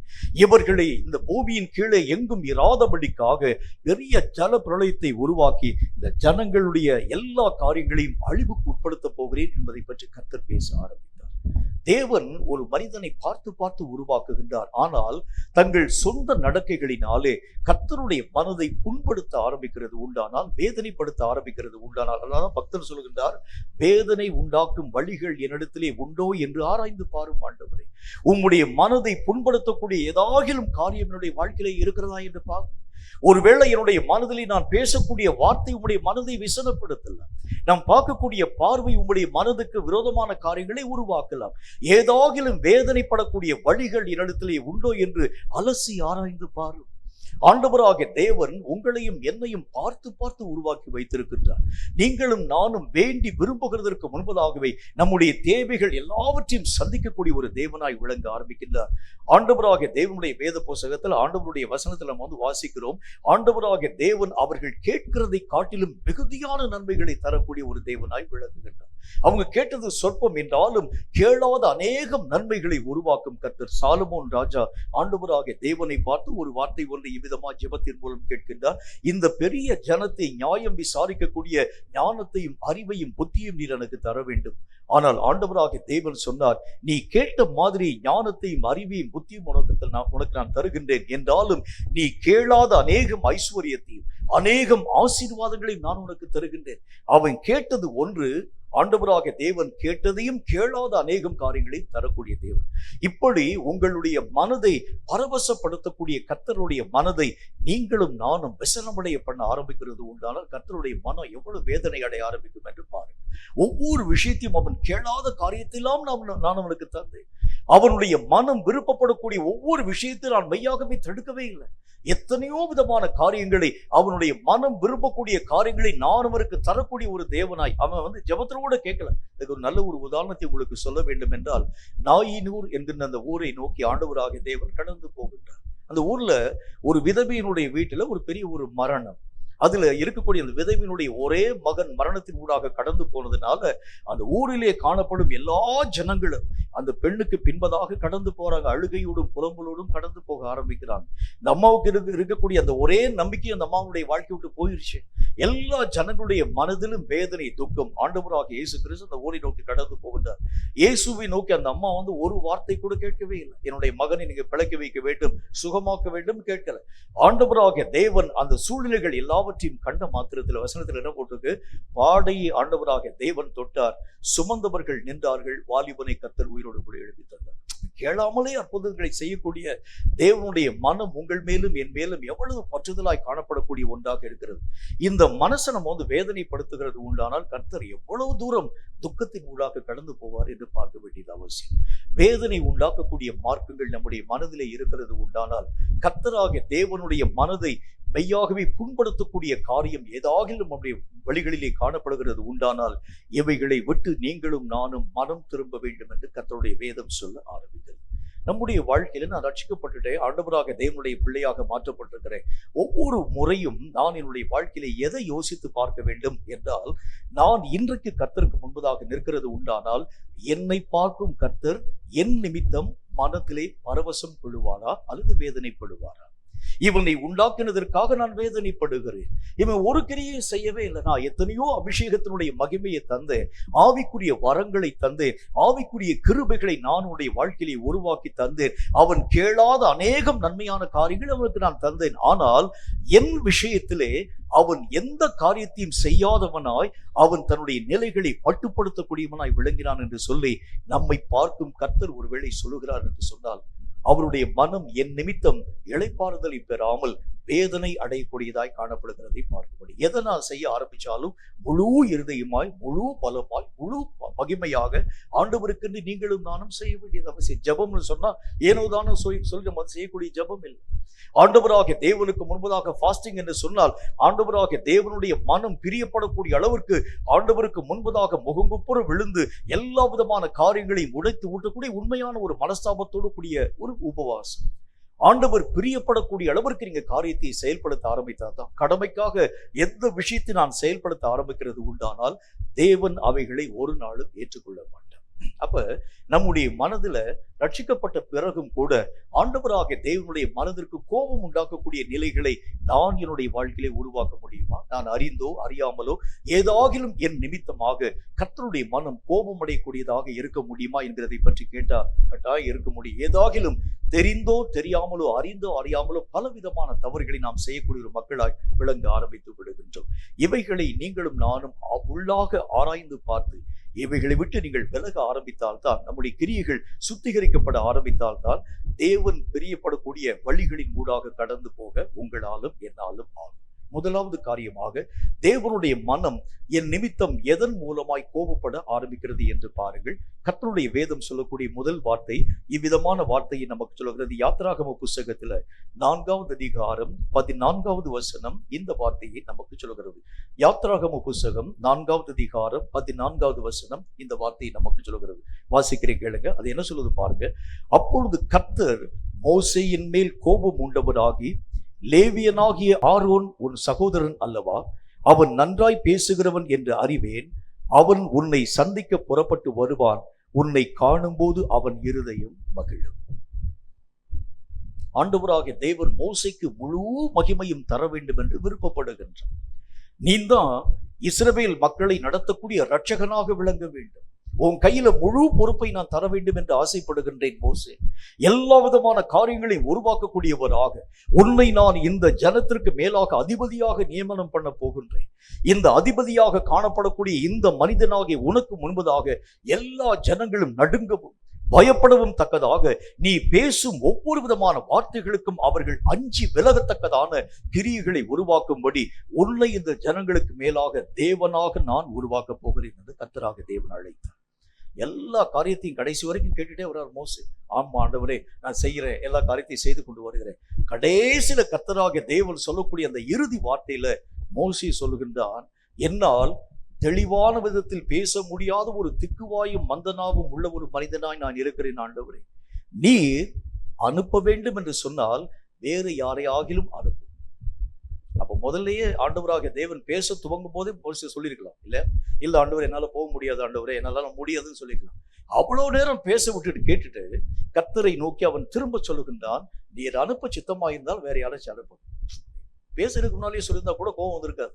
ஆண்டவராக தேவனுடைய சமூகத்தை நோக்கி, இல்ல ஆண்டவரே, இந்த மாதிரி விஷயத்துக்குலாம் எனக்கு தகுதி இல்லை, எனக்குலாம் லாயக்கு இல்லை, என்னாலலாம் போய் பேச முடியாது முதல்ல சொல்லிருக்கலாம். அவ்வளவு நேரம் எல்லா காரியத்தையும் சரி சரி சரி. இது மாதிரி தான் நிறைய பேரு திருச்சபையில் இருக்கக்கூடிய மக்களும் ஊழியக்காரர்களுக்கு முன்பதாக ஆலோசனை என்கிற பேர்ல வரக்கூடிய மக்களும் அப்படித்தான் இருப்பாங்க. நிறைய ஜனங்கள் என்ன செய்வாங்க, அந்த ஊழியக்காரனுக்கு முன்னால போய் உட்கார்ந்து கொண்டு அவன் சொல்றதெல்லாம் கேட்டுட்டே இருப்பாங்க. எல்லா காரியத்தையும் கேட்டுட்டு கடைசியில சொல்லுவான், என்னால இந்த காரியத்தை செய்ய முடியாது, என்னால் அது முடியாது. அப்ப ஏன் இவ்வளவு நேரம் வந்து உட்கார்ந்து என்னுடைய நேரத்தை நீ வீணடிக்க ஆரம்பித்தாய்? கர்த்தருடைய மனம் கோபம் அடைகிறதற்கு என்ன காரணம்? ஆண்டவராகிய தேவன் அவனோடு கூட பேசுகின்றார். திக்குவாயும் மந்தனாவும் உள்ளவனாய் நான் இருக்கின்றேன். கர்த்தர் அவனோடு கூட என்ன வார்த்தை சொல்லுகின்றார்? வாயை உண்டாக்கிறவர் நாவை உண்டாக்கிறவருக்கு தெரியாதா? உன்னுடைய நாவு திக்குவாயும் மந்தனாவுமா இருக்கிறது என்று கர்த்தராகி எனக்கு தெரியாதா? அவைகளை சீராக்க எனக்கு தெரியாதா? எனக்கு வல்லமை கிடையாதா? உன்னை கொண்டு எத்தனை காரியங்களை செய்ய வேண்டும் என்கிறதை பற்றி நான் தெளிவான விதத்தில் பேசிக்கொண்டு வருகின்றேன் என்றாலும் கூட தேவனுடைய வார்த்தைகளுக்கு மீறி மோசே தன் மன விருப்பத்தை கர்த்தருக்கு முன்பதாக தெரிய பண்ண ஆரம்பிக்கிறார். முதல் காரியம், நம்முடைய மனதிலே சில விஷயங்களில் ஆண்டவராகிய தேவனுக்கு முன்பதாக நான் என் கழுத்தை கடினப்படுத்தும் ஒரு மனிதனாய் விளங்குகிறேன். இது ஒரு பெரிய ஒரு தப்பு. அவருடைய மனம் இது நிமித்தம் மகாபெரிய கோபம் மூழக்கூடியதாய் விளங்க ஆரம்பித்து விடுகிறது. பல நேரங்கள்ல என்னுடைய மன விருப்பத்தின்படி கர்த்தராகிய தேவன் என்னை நடத்துகிறது உண்டான நான் போயிருவேன். ஆனால் என்னுடைய கருத்திற்கு மாற்றாக ஏதாவது ஒரு காரியத்தை சொல்லுகிறது உண்டானால், என்னுடைய கருத்திற்கு மாற்றாக ஏதாவது ஒரு காரியத்தை செய்கிறது உண்டானால், அதை என்னுடைய மனதிலே ஏற்க முடியாதவனாய், அவைகளை விட்டு விலகக்கூடியவனாய், அவைகளுக்கு நான் சாக்கு போக்குகளை சொல்லக்கூடியவனாய் விளங்க ஆரம்பித்து விடுகிறேன். மோசே சாக்கு போக்கு சொல்ல ஆரம்பிக்கின்றார். கர்த்தர் சொல்றாரு, வாயை உண்டாக்கின எனக்கு தெரியாதா? வாயை தெளிவான விதத்தில் பேசக்கூடிய அந்த அளவுக்கு வல்லமையான காரியங்களை தர எனக்கு தெரியாத மோசே? எல்லா விதமான காரியங்களையும் உன்னுடைய வாழ்க்கையிலே உருவாக்கக்கூடிய வல்லமை பெற்றவர் நான், அதிகாரம் பெற்றவர் நான்.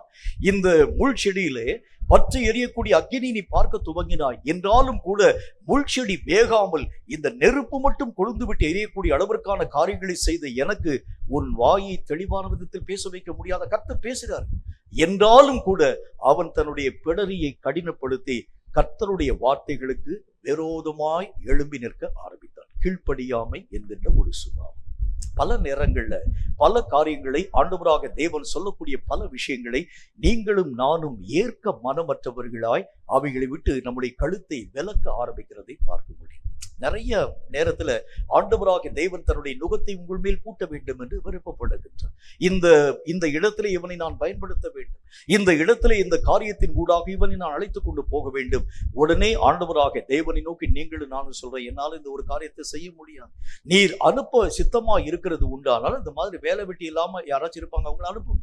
எங்களுக்கோ அநேக விதமான வேலைப்பளு உண்டு, எங்களுக்கோ அநேக விதமான காரியங்கள் உண்டு, குடும்பத்தினுடைய சுமை உண்டு, குடும்பத்தினுடைய தேவைகளுக்காக நாங்கள் உழைக்க வேண்டிய அநேக விதமான காரியங்கள் உண்டு.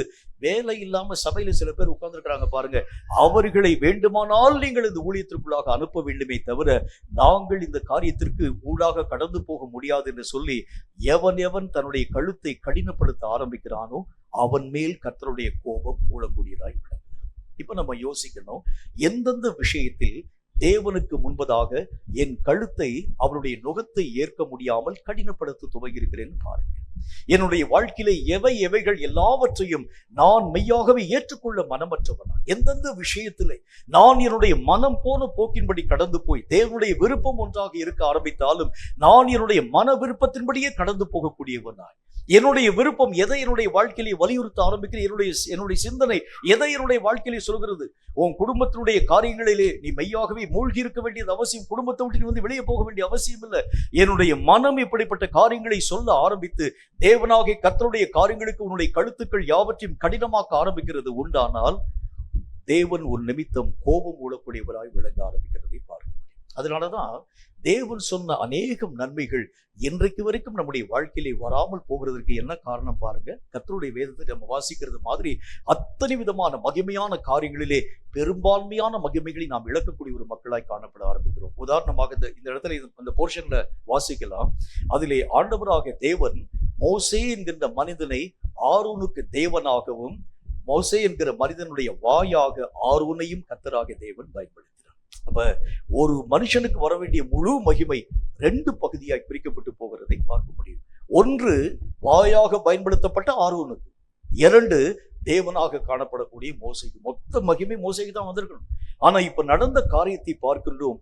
மகிமையிலே பெரும்பான்மையான மகிமையை தேவ கோபத்தின் நிமித்தம் மோசே தன்னுடைய வாழ்க்கையை இழந்து போகக்கூடியவனாய், ஆரோனுக்கு பெரும்பான்மையான மகிமையை கொடுக்கக்கூடியவனாய் அவனுடைய நிலைகள் காணப்படக்கூடியதை உங்களாலும் என்னாலும் பார்க்க முடியும். அப்ப நம்முடைய வாழ்க்கையில தேவன் என்னை பயன்படுத்த வேண்டும் என்றால் முழுமையும் நீ ஒப்பு கொடுக்க வேண்டும் என்று கர்த்தராகிய தேவன் விருப்பப்படுகின்றார். அரைகுறையா இல்ல, ஆண்டவரே இந்த ஊழியத்தை நாங்க 2 பேர் நாங்க சேர்ந்து செய்யறோமே, இப்படி நீ கேட்க ஆரம்பிக்கிறது உண்டானால் கர்த்தருடைய கோபம் பற்றி எரிந்து உனக்கு ஆண்டவராகிய தேவன் வைத்திருக்கக்கூடிய பெரும்பான்மையான மகிமையை இன்னொரு மனுஷனுடைய கரங்களிலே நீயே வாரி கொடுக்கக்கூடியவனாய் விளங்க ஆரம்பிக்கிறதை பார்க்க முடியும்.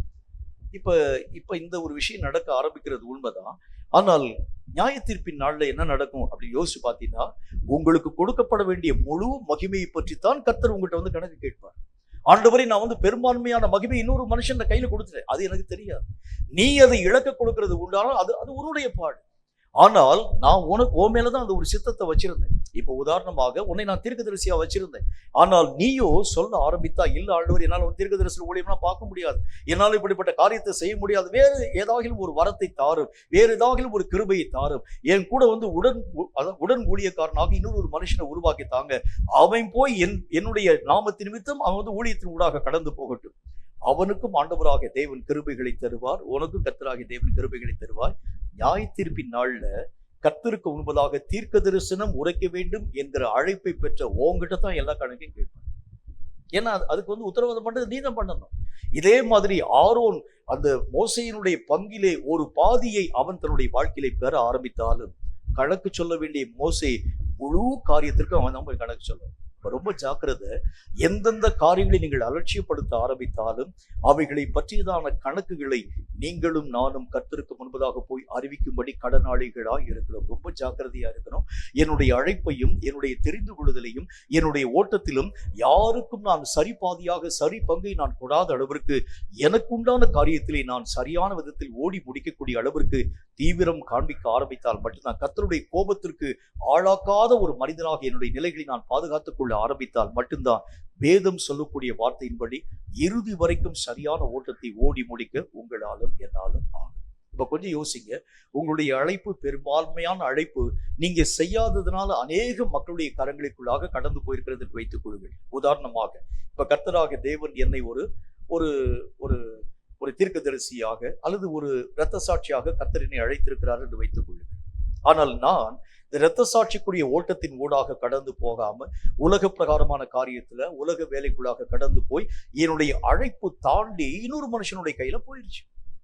நான் வந்து அதுக்கு வந்து அபாத்திரமா போயிட்டேன். இப்ப உதாரணமாக சவுல் ராஜாவுடைய அந்த அழைப்பு தாண்டி தாவீதினுடைய கையில போயிடுச்சு. இப்ப கணக்கு சொல்லும் பொழுது கர்த்தராகிய தேவன் யாரிடத்துல கணக்கு கேட்பார்? சவுலுடைய கரங்களிலே கணக்கு கேட்பார். ஆண்டவர் இந்த ஊழியத்தினுடைய அடுத்த பகுதி தாவீதான செஞ்சார். இல்லை, இந்த ஊழியத்தை நான் உனக்காகத்தான் உருவாக்கி வச்சிருந்தேன். இஸ்ரவேல் மக்களை ஆளுகை செய்யக்கூடிய பொறுப்பை சவுலே நான் உன் கையில தான் தந்திருந்தேன். இந்த காரியத்திற்கு நீ தகுதியை இழக்க ஆரம்பிச்சதுனால இந்த அழைப்பு உன்னுடைய கரங்களை தாண்டி இன்னொரு மனுஷனுடைய கரங்களிலே கடந்து போக ஆரம்பித்தாலும் இந்த ஒட்டுமொத்த அழைப்பும் உனக்காக கொடுக்கப்பட்ட அழைப்பு தான். ஆகவே இவைகளை பற்றிதான கணக்குகள் யாவற்றையும் நீ எனக்கு முன்பதாக சொல்லியே தர வேண்டியது அவசியம். இப்ப யோசிங்க, எத்தனை வரத்தை, எத்தனை தாளந்த, எத்தனை கிருபைகளை நான் இழந்திருக்கிறேன் என்று பாருங்கள். இவைகள் இழக்கப்படுகிறவைகள் எல்லாம் நியாய தீர்ப்பின் நாளிலே கர்த்தராகிய தேவனுக்கு முன்பதாக ஒரு நாளில் நீங்களும் நானும் கர்த்தருக்கு முன்பதாக கணக்கு சொல்ல வேண்டியதாய் காணப்படக்கூடிய ஒன்று. இவைகளை பற்றி நீங்களும் நானும் ஜாக்கிரதை நிறைந்தவர்களாய் காணப்பட வேண்டியது அவசியம். கர்த்தருடைய கோபம் எப்ப மூட ஆரம்பிக்கும்? உடனே உன்னை காட்டிலும் உத்தம தோழனுடைய கரங்களிலே நான் உன்னுடைய அபிஷேகத்தை தந்துருவேன். தாவீது ஆண்டவராகிய தேவனுக்கு முன்பதாக உண்மையான ஒரு மனிதனாக தன்னுடைய நிலைகளை பாதுகாத்துக் கொள்ள ஆரம்பிச்சான். சவுலோ கொடுக்கப்பட்ட அபிஷேகத்தை பற்றி அலட்சியமாய் காணப்பட ஆரம்பித்த உடனே சவுலுடைய அபிஷேகத்தை தூக்கி தாவீதினுடைய கரங்களை கர்த்தராகிய தேவன் தர ஆரம்பிச்சிட்டு கர்த்தருடைய ஓட்டம் சரியா ஓடி முடிக்கப்பட்ட ஆயிற்று. கர்த்தருடைய சித்தம் நிறைவேறிச்சு. என்றாலும் அழைப்பை இழந்த சவுல் ஒரு நாளில் நியாய தீர்ப்பு நாள்ல கர்த்தர் போய் சொல்லணும், இந்த அழைப்பை நீ இழக்கிறதுக்கு என்ன காரணம்? இந்த அழைப்பை விட்டு விலகுறதுக்கு என்ன காரணம்? இதே மாதிரி தான் உங்களையும் என்னை பார்த்து கர்த்தராகிய தேவன் ஒரு நாளில் கணக்கு கேட்பார். ஆகவே இப்பவே கொடுக்கப்பட்டிருக்கக்கூடிய ஒவ்வொரு காரியங்களையும் பற்றி ஜாக்கிரதை உள்ளவர்களாய், கர்த்தருக்கு கோபமூட்டாத அளவிற்காக என்னுடைய அழைப்பு என்னை தாண்டி யாருடைய கைகளும் கடந்து போகாதபடி ஜாக்கிரதையாய் என் நிலைகளில் நான் உறுதியாய் பாதுகாத்துக் கொள்ள எனக்கு ஏற்ற கிருபையை தாரும் என்று கர்த்தரை நோக்கி நம்ம ஜெபிக்கிறோம். அப்ப நம்முடைய வாழ்க்கையில பல நேரங்கள்ல இப்ப உதாரணமாக யாருடைய கையில் இருக்கக்கூடிய ஒரு பொறுப்பை இன்னொரு ஆளுல கையில் நம்ம எடுத்து கொடுக்க ஆரம்பிக்கிறது உண்டானால் இவைகளை நீங்களும் நானும் விட்டுறக்கூடாது. இது ஏன் என்னுடைய கரங்களை தாண்டி இன்னொரு மனுஷனுடைய கரங்களை போயிடுச்சு? யோசிச்சு பாருங்க, ஆராய்ஞ்சு பாருங்க. இவைகளுக்கு என்ன காரணம்? ஏன் இந்த ஒரு அழைப்பு தேவனாகிய கர்த்தர் எனக்கு தந்த இந்த ஒரு ஊழியம் என்னுடைய கரங்களை தாண்டி இன்னொரு மனுஷனுடைய கரங்களிலே கடந்து போனதற்கு காரணம் என்ன? ஆராய்ந்து பார்த்து உன்னை சீர்படுத்தாது இருக்கிறது உண்டானால் தேவனுடைய நியாய தீர்ப்பு நாளிலே கட்டாயம் நம்ம கணக்கு சொல்ல வேண்டியதா இருக்கு. ஆகவேதான் கர்த்தருடைய கோபம் மூழ ஆரம்பிக்கிறது உண்டானால் நமக்கு உண்டான அநேக விதமான மகிமைகளை நீங்களும் நானும் இழக்கக்கூடிய மக்களாய் காணப்பட ஆரம்பித்து விடுகிறோம். கர்த்தருடைய கோபம் எப்போ மூழ ஆரம்பிக்கிறது என்றால், கீழ்ப்படியாமை என்கிற ஒரு நிலை, என்னுடைய கழுத்தை நான் கடினப்படுத்த ஆரம்பிக்கக்கூடிய தன்மை உருவாக்கப்படும் பொழுது தேவனுடைய மனம் நம் நிமித்தமாய் பற்றி எரியக்கூடியதாய் விளங்க ஆரம்பிக்கிறதை பார்க்க முடியும். இரண்டாவது காரியமாக வேதம் சொல்லக்கூடிய அடுத்த ஒரு காரியத்தை கர்த்தருடைய வேதம் என்ன வார்த்தை நமக்கு சொல்கிறது என்று பாருங்கள். எண்ணாகம புஸ்தகத்துல அதுல 11வது அதிகாரம் 1, 4, 10 ஆகிய வசனங்கள் இந்த வார்த்தையை நமக்கு சொல்கிறது. எண்ணாகம புஸ்தகம் 11வது அதிகாரம் 1, 4, 10 ஆகிய வசனங்கள் இந்த வார்த்தையை சொல்கிறது. வாசிக்கிறீர்கள் கேளுங்கள். எண்ணாகமும் 11:1 என்ன சொல்றதுன்னு பாருங்க. பின்பு ஜனங்கள் முறையிட்டுக் கொண்டிருந்தார்கள், அது கர்த்தருடைய செவிகளில் பொல்லாப்பாய் இருந்தது. கர்த்தர் அதை கேட்டபோது அவருடைய கோபம் மூண்டது. கர்த்தருடைய அக்கினி அவர்களுக்குள் பற்றி எரிந்து பாளையத்தின் கடைசியில இருந்த சிலரை பட்சித்தது. 4வது வசனம். பின்பு அவர்களுக்குள் இருந்த பல ஜாதியான அந்நிய ஜனங்கள் மிகுந்த இச்சை உள்ளவர்கள் ஆனார்கள். இஸ்ரவேல் புத்திரரும் திரும்ப அழுது, நமக்கு இறைச்சியை புசிக்க கொடுப்பவர் யார்? அதுக்கப்புறம் 10வது வசனத்துல என்ன போடுதுன்னு பாருங்க. அந்தந்த வம்சங்களை சேர்ந்த ஜனங்கள் தங்கள் தங்கள் கூடார வாசலில் நின்று அழுகிறதை மோசே கேட்டான்.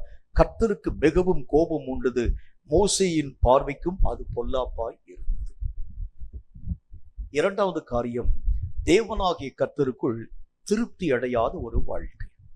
ஆண்டவராகிய தேவன் இஸ்ரவேல் மக்களை அந்த எகிப்திலே காணப்படக்கூடிய அடிமை நுகத்திலே நின்று விடுதலையாக்கி கூட்டிக் கொண்டு வந்தார்.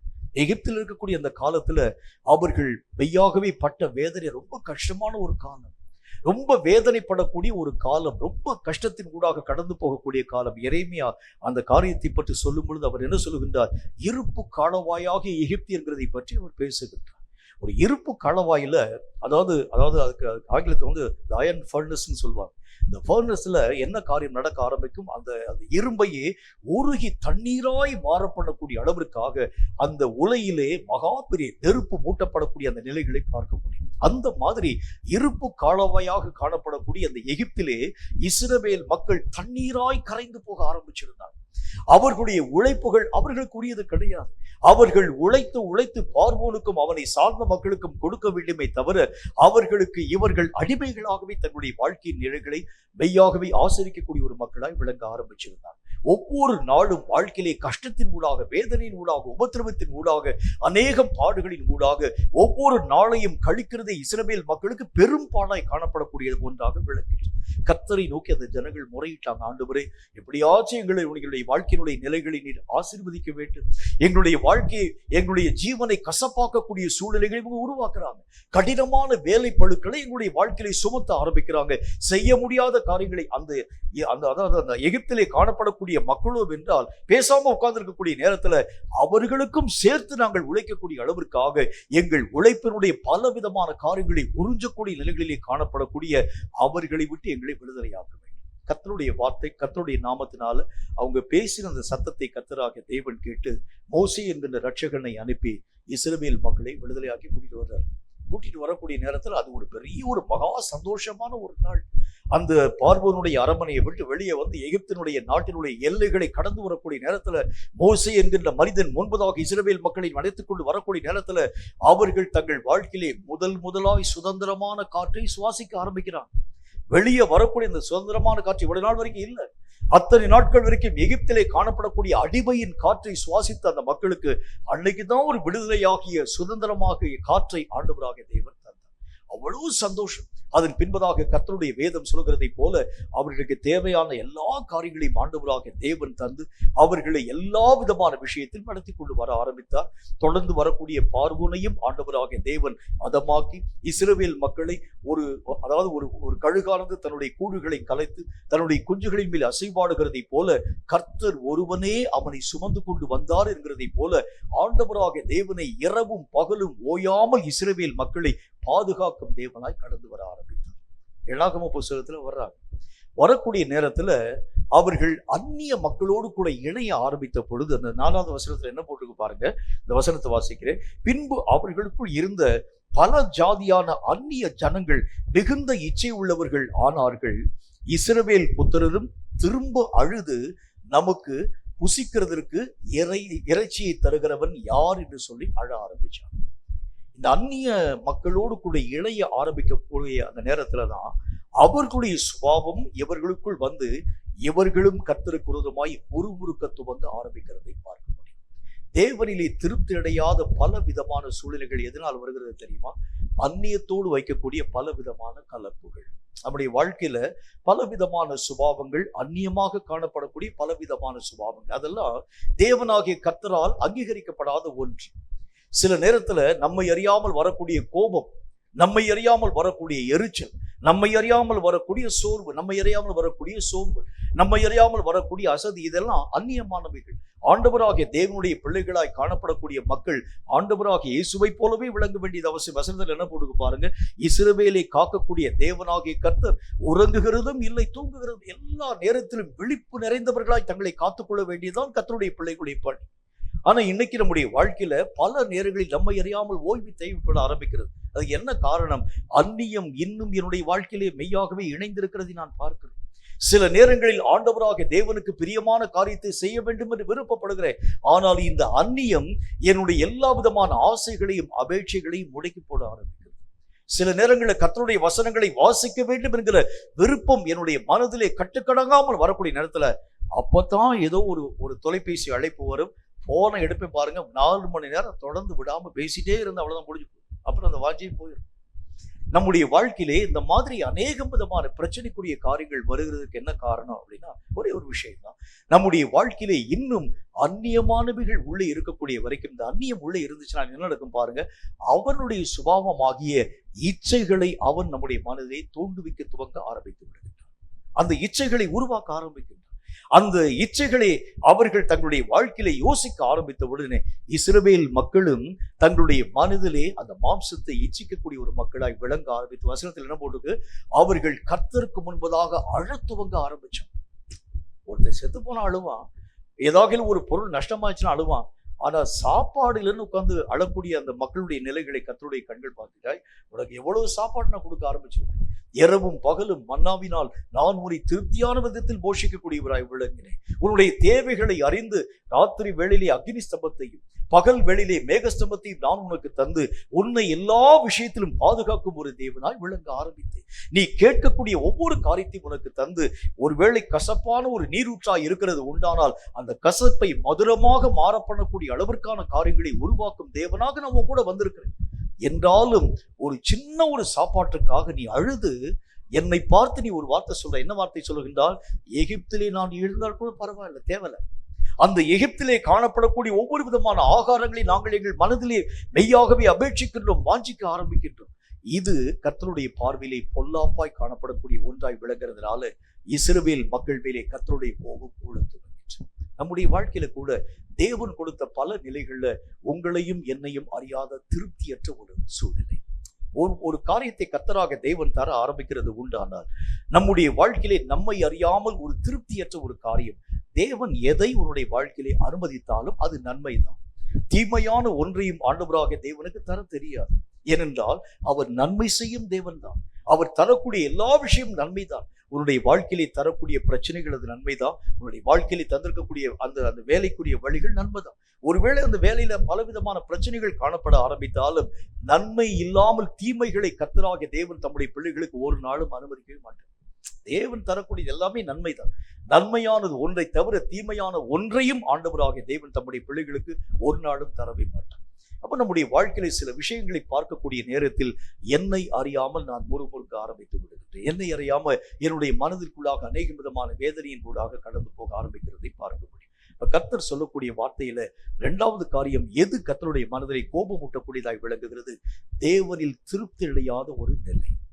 தேவன் தந்த காரியங்களை பற்றி முறுமுறுக்கக்கூடிய ஒரு தன்மை. தேவன் தந்த அநேக விதமான விஷயங்களிலே என்னை காட்டிலும் அவனுக்கு பெரிய காரியத்தை தந்திருக்கிறீங்க, என்னை காட்டிலும் அவனுக்கு பெரிய ஒரு ஊழியத்தை தந்திருக்கிறீங்க, என்னை காட்டிலும் ஒரு பெரிய ஒரு சபையை தந்திருக்கிறீங்க, என்னை காட்டிலும் அநேக விதமான திரளான ஆத்துமாக்களை நீங்கள் அவனுக்கு தந்திருக்கிறீங்க. இல்லை, உன் கையில என்ன காரியத்தை கர்த்தராக தேவன் தந்திருக்கிறாரோ அதில் நீ திருப்தி உள்ளவனாய், உன் குடும்பத்தை கர்த்தர் எப்படி வைத்திருக்கிறாரோ அதில் நீ திருப்தி அடைய வேண்டும். உன்னுடைய தேவைகளை கர்த்தராக தேவன் எப்படி சந்திக்கிறாரோ அதில் ஒரு திருப்தி. ஆண்டவராக தேவன் பல மக்களுக்கு நிறைவான காரியங்களை தருகின்றார். ஆனா எனக்கு அன்னன்னைக்குரிய படி போதும். கர்த்தராக தேவன் தருகிறதில் திருப்தி அடைய ஆரம்பிக்கும் பொழுதுதான் தேவனுடைய மனம் உங்கள் நிமித்தமும் என் நிமித்தமும் பரவசம் கொள்ளக்கூடியதாய் விளங்க ஆரம்பிக்கிறது. கர்த்தர் தரக்கூடிய ஏதாகிலும் ஒரு விஷயத்தை நீங்களும் நானும் அலட்சியப்படுத்த ஆரம்பிக்கிறது உண்டானால், அவைகளை பற்றி அழுது புலம்ப ஆரம்பிக்கிறது உண்டானால், அது கர்த்தருடைய மனதை விசனப்படுத்தக்கூடியதாக விளங்க ஆரம்பிக்கிறதை பார்க்கின்றோம். அப்ப கர்த்தருடைய வேதத்துல 2வது காரியமாய் தேவனில் திருப்தி அடையாத பல விதமான நிலைகள். உங்களுக்கு என்ன காரியத்தை கர்த்தர் தந்திருக்கிறாரோ அதிலே நீங்கள் திருப்தி அடைய பழக வேண்டும். என்ன அபிஷேகத்தை கர்த்தர் தந்திருக்கிறாரோ அது திருப்தியா இருங்க. என்ன ஓட்டத்தை கர்த்தர் தந்திருக்கிறாரோ அது திருப்தியா இருங்க. எந்த சபையை கர்த்தர் தந்திருக்கிறாரோ அது திருப்தியா இருங்க. எந்த ஊழியத்தை கர்த்தர் தந்திருக்கிறாரோ அது திருப்தியா இருங்க. என்ன வேலையை கர்த்தர் தந்திருக்கிறாரோ திருப்தியா இருங்க. இந்த திருப்திக்கு மிஞ்சினவைகள் எல்லாம் தேவனுடைய மனதை கோபமூட்டக்கூடியவைகளாய் காணப்படக்கூடிய பொல்லாத கிரியைகள். இவைகள் நம்முடைய வாழ்க்கையிலே இருக்கக்கூடிய வரைக்கும் தேவனுக்கு பிரியமாக நீங்களும் நானும் நடக்கிறது என்பது இயலவே இயலாது. அப்ப ஆண்டவருடைய வேதத்துல ஆண்டவராக தேவன் எதை நம்முடைய வாழ்க்கையிலே வலியுறுத்த ஆரம்பிக்கின்றார்? தேவன் கொடுத்தவைகள் எல்லாம் நன்மை என்கிறதை விட்டு ஏதாகிலும் தீமையான விஷயமாக நீங்கள் யோசிக்கிறது உண்டானாலே அது கர்த்தருடைய கண்களுக்கு முன்பதாய் பொல்லாப்பானதாய் நினைவு கூறப்பட ஆரம்பித்து விடுகிறது. இந்த பொல்லாத கிரியைகள் தான் கர்த்தருடைய மனதை கோபமூட்டக்கூடிய கிரியைகளாக விளங்குகிறது என்று கர்த்தர் தம்முடைய வசனத்தின் மூலம் சுட்டி காண்பிக்க ஆரம்பிக்கிறார். 3வது ஒரு காரியத்தை பாருங்க. வேதம் சொல்லக்கூடிய மற்றும் ஒரு வார்த்தை அதே எண்ணாகம புத்தகத்துல 22வது அதிகாரம் 22வது வசனம் இந்த வார்த்தையை நமக்கு சொல்லுகிறது. எண்ணாகம புத்தகம் 22வது அதிகாரம் 22வது வசனத்தை வாசிக்கிற கேளுங்க. அது என்ன சொல்லுது பாருங்க. அவன் போகிறதுனாலே தேவனுக்கு கோபம் உண்டது. கர்த்தருடைய தூதனானவர் வழியிலே அவனுக்கு எதிராளியாய் நின்றார். அவன் தன் கழுதையின் மேல் ஏறி போனான். அவன் வேலைக்காரன் 2 பேரும் அவனோடு இருந்தார்கள். 3வது காரியம் என்ன அப்படின்னா, பொருள் ஆசையினால் தேவனுடைய வார்த்தைகளுக்கு மீறி நடக்கும் தன்மை. பிலேயாமுடைய வாழ்க்கையில ஆண்டவராக தேவனை பார்த்து பிலேயாம் கேட்கிறார். பாலாக் என்கிற ராஜா என்னை கூப்பிடுறார். அவன் என்னை பார்த்து ஒரு வார்த்தை ஒன்று சொல்லுகின்றான். என்ன சொல்லுகின்றான்? நீ என்னோடு கூட வருகிறது உண்டானால் என் தேசத்தின் உச்சிதமான சகல நன்மைகளினால் நான் உன்னுடைய தேவைகள் யாவற்றை நான் மெய்யாகவே சந்திப்பேன். உனக்கு உண்டான ஒவ்வொரு காரியத்திலும் ஒரு குறைவும் இல்லாமல் நான் உனக்கு தரக்கூடியவனாய் விளங்குவேன் என்பதை பற்றி அவன் இந்த மனுஷனோடு கூட அவன் பேச துவங்க ஆரம்பிக்கின்றான். பல விதமான வார்த்தைகளை பேச ஆரம்பிக்கிறான். முதல்ல கர்த்தரை கேட்கும்போது கர்த்தர் போகக்கூடாதுன்னு சொல்லிட்டார். 2வது முறையும் இந்த பிலேயாம் என்கிற மனிதன் பாலாக் ராஜாவுடைய வார்த்தை நிமித்தமாக மீண்டும் கர்த்தருக்கு முன்பதாக போய் நிற்கின்றான். என்ன கேட்கிறான்? ஆண்டவரே, இவன் என்னோடு கூட ஒரு வார்த்தை ஒன்றை சொல்லுகின்றான். தேசத்தின் உச்சிதமான நன்மைகளை நான் உனக்கு தருவேன் என்பதை பற்றி பேசுகின்றான். ஆகவே நான் மீண்டும் அவனுடைய வார்த்தைக்கு இணங்க அவனோடு கூட போகலாமான்னு கேட்கிறான். முதல் தடவை போகக்கூடாதுன்னு கர்த்தர் சொல்லிட்டாரு. 2வது முறையும் அவன் கேட்கிறதுக்கு 2வது என்ன முக்கியமான காரணம் என்றால், வேதம் சொல்லக்கூடிய வார்த்தையின் அடிப்படையில தேவனுடைய வார்த்தைகளுக்கு மீறி நடக்கும் ஒரு தன்மை. தேவன் சொல்லிட்டாருன்னா அவ்வளவுதான். அதுக்கப்புறம் எந்த விதமான மாற்று கருத்தும் உங்களுக்கும் எனக்கும் வரக்கூடாது. ஒரு காரியத்தை ஆண்டவராக தேவன் செய்யக்கூடாதுன்னு சொன்னா நீங்களும் நானும் போய் இடைவிடாமல் அழுது ஆண்டவரை செய்வதற்கு இன்னைக்குதான் கிருபை தரணும், இரக்கம் தரணும், இந்த ஒரு காரியத்தை கட்டாயம் நீ தந்துதான் ஆக வேண்டும் என்று சொல்லி நீங்களும் நானும் வேண்டி விரும்பி வாஞ்சிக்க கூடாது. இதுக்கு நல்ல ஒரு உதாரணத்தை உங்களுக்கு சொன்னாதான் இந்த விஷயத்தை நீங்கள் தெளிவான விதத்தில் கற்றுக்கொள்ள முடியும். ராஜாவாகிய எசேக்கியா தன்னுடைய வாழ்க்கையினுடைய இறுதி நாட்கள் வந்துவிட்டது. அரிப்பிளவை என்று அழைக்கப்படக்கூடிய பெரிய நோயினாலே அவன் பாதிக்கப்பட்டவனாய் விளங்கினான். ஆண்டவராக தேவனுடைய நாமத்தினால சகல விதமான அந்த தேசத்திலே காணப்படும் எல்லா மருத்துவ சாஸ்திரம் அடைந்திருக்கக்கூடிய மக்களை அவன் அழைப்பித்து அந்த வியாதியிலே நின்று அவன் விடுதலையாக்கப்பட வேண்டும் என்பதற்காக நிறைய மருந்து மாத்திரைகளை எடுத்து பயன்படுத்த துவங்கினார். ஆனால் அவர்கள் நிறைய அவங்களால முடிஞ்ச அளவுக்கு காரியங்களை செஞ்சுட்டு அந்த ராஜாவை பார்த்து அவர்கள் ஒரு வார்த்தை சொன்னாங்க, இது மருந்து மாத்திரைக்கு கட்டுப்படுத்தப்படக்கூடிய ஒரு நிலைகளிலே இல்லாது இருக்கிறதுனால இவைகளினால் உங்கள் ஜீவனுக்கு பாதிப்பு உண்டாக்கும் என்பதை பற்றி அவங்க பேசிட்டாங்க. உடனே இந்த ராஜாவினுடைய மனதுல வேறு எங்காகிலும் ஒரு மாற்று வழி உண்டாயிருக்கிறதை பற்றி யோசித்து பார்த்து கடைசியில கத்தட்ட போய் நம்ம கேட்கலாம். தேவனுடைய தீர்க்கதரிசியாய் காணப்படக்கூடிய ஏசாயாட்ட போய் கேட்கிறார். ஏசாயா என்கிற மனுஷன் கர்த்தருடைய நாமத்தினாலே அவனுடைய அரமனைக்குள்ளாக வருகின்றார். வரக்கூடிய நேரத்துல ராஜா கட்டில படுத்திருக்கிறாரு. அதை படுத்த படுக்கையாக ராஜாவை பார்க்கக்கூடிய ஏசாயாவை பார்த்து அரசன் கேட்கிறான், என்னுடைய வியாதி நீங்கி சுகமாக்கப்படும்படி எனக்காக நீ ஜெபிக்க வேண்டும். ஏசாயா ஒரே வார்த்தை சொல்லிட்டா, வியாதி நீங்க வந்து பிழைக்க மாட்டீங்க, சாகவே சாவீர்கள் என்பதை பற்றி கர்த்தர் சொல்லிட்டார். உடனே அந்த சாவினுடைய நிலைகளை ராஜா ஏற்றுக்கொள்ளணும். அப்படித்தானே கர்த்தராக தேவன் சொல்லிட்டார். முதல்ல மருந்து மாத்திரைக்கு கட்டுப்படுத்தப்பட முடியல. இரண்டாவது கர்த்தராக தேவனுடைய தீர்க்கதரிசியை அழைத்த பொழுதிலும் கூட தீர்க்கதரிசனுடைய வார்த்தையும் அப்படியே காணப்படக்கூடியதாய் விளங்கிட்டு அவன் என்ன செஞ்சான், கர்த்தருடைய நாமத்தினால இந்த வியாதி நீங்க வந்து பிழைக்க மாட்டீர்கள், சாகவே சாவீர்கள் என்பதை பற்றி கர்த்தராக தேவன் பேசிட்டார். இந்த வார்த்தைகளை கேட்கக்கூடிய அந்த எசேக்கியா ராஜா என்ன செஞ்சிருக்கணும், சாவுக்காக தன்னை ஆயத்தப்படுத்தியிருக்கணும். ஆனால் அவனோ சுவர்புறமாய் திரும்பி கர்த்தரை நோக்கி ஜெபிக்க துவங்குகிறார். ஆண்டவரே, இந்த வியாதி நீங்கி பிழைக்க மாட்டீர், சாகவே சாவீர் என்பதை பற்றி நீங்க பேசின வார்த்தைகளை ஒரு முறை மறுபரிசீலனை பண்ணி பாருங்க. இது நம்ம வந்து அடிக்கடி கேட்கக்கூடிய ஒரு வார்த்தை. நீங்க சொல்லிட்டீங்க, டிரான்ஸ்ஃபர்னு சொல்லிட்டீங்க, இந்த டிரான்ஸ்ஃபரை மறுபரிசீலனை பண்ணி பாருங்க. இந்த ஒரு காரியம் உங்களுக்கு, அதாவது சம்பள உயர்வு தரமாட்டோம் சொல்லிட்டோம் என்றாலும் இந்த ஒரு காரியத்தை மீண்டும் உங்களுடைய சமூகத்திற்குள் வைக்கிறோம், மறுபரிசீலனை பண்ணி பாருங்கள். இந்த மாதிரி எசேக்கியா ராஜா வந்து சொல்லுகின்றார், இந்த வியாதி நீங்க பிழைக்க மாட்டீர், சாகவே சாவீர் என்பதை பற்றி தீர்க்கதரிசி சொல்லிட்டார். என்றாலும் நான் உமக்கு முன்பதாக ஒரு வார்த்தை சொல்லுகின்றேன், இந்த காரியத்தை குறித்து நீர் ஒரு முறை மறுபரிசீலனை பண்ணி பார்க்க வேண்டும். அதுக்கு அவர்கள் வந்து சொல்லுகின்றார், என்ன சொல்லுகின்றார், நான் உங்களுக்காக செஞ்ச ஒவ்வொரு காரியத்தையும் திரும்பி பாருங்க. எத்தனை நன்மை நான் செஞ்சிருக்கிறேன் தேசத்துக்கு.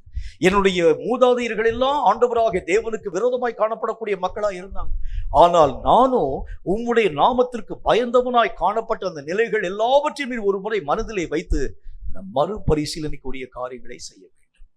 இந்த வார்த்தைகளை கேட்ட ஆண்டவராக தேவன், சரிப்பா உன்னுடைய ஆயுசு நாட்களை கூட்டி கொடுத்துட்டு 15 வருஷம் கூட்டி கொடுத்துட்டு நடந்த காரியம் என்ன காரியம் உருவாக்கப்பட்டது? 15 வருஷங்களில் தான் தேவனுக்கு விரோதமான காரியங்களை எசேக்கியா தன்னுடைய வாழ்க்கையை செயல்படுத்த ஆரம்பிச்சு. பேசாம முதல்ல போயிருந்தா கூட ஆண்டவருக்கு பயப்படக்கூடியவனா உள்ள போயிருப்பான்.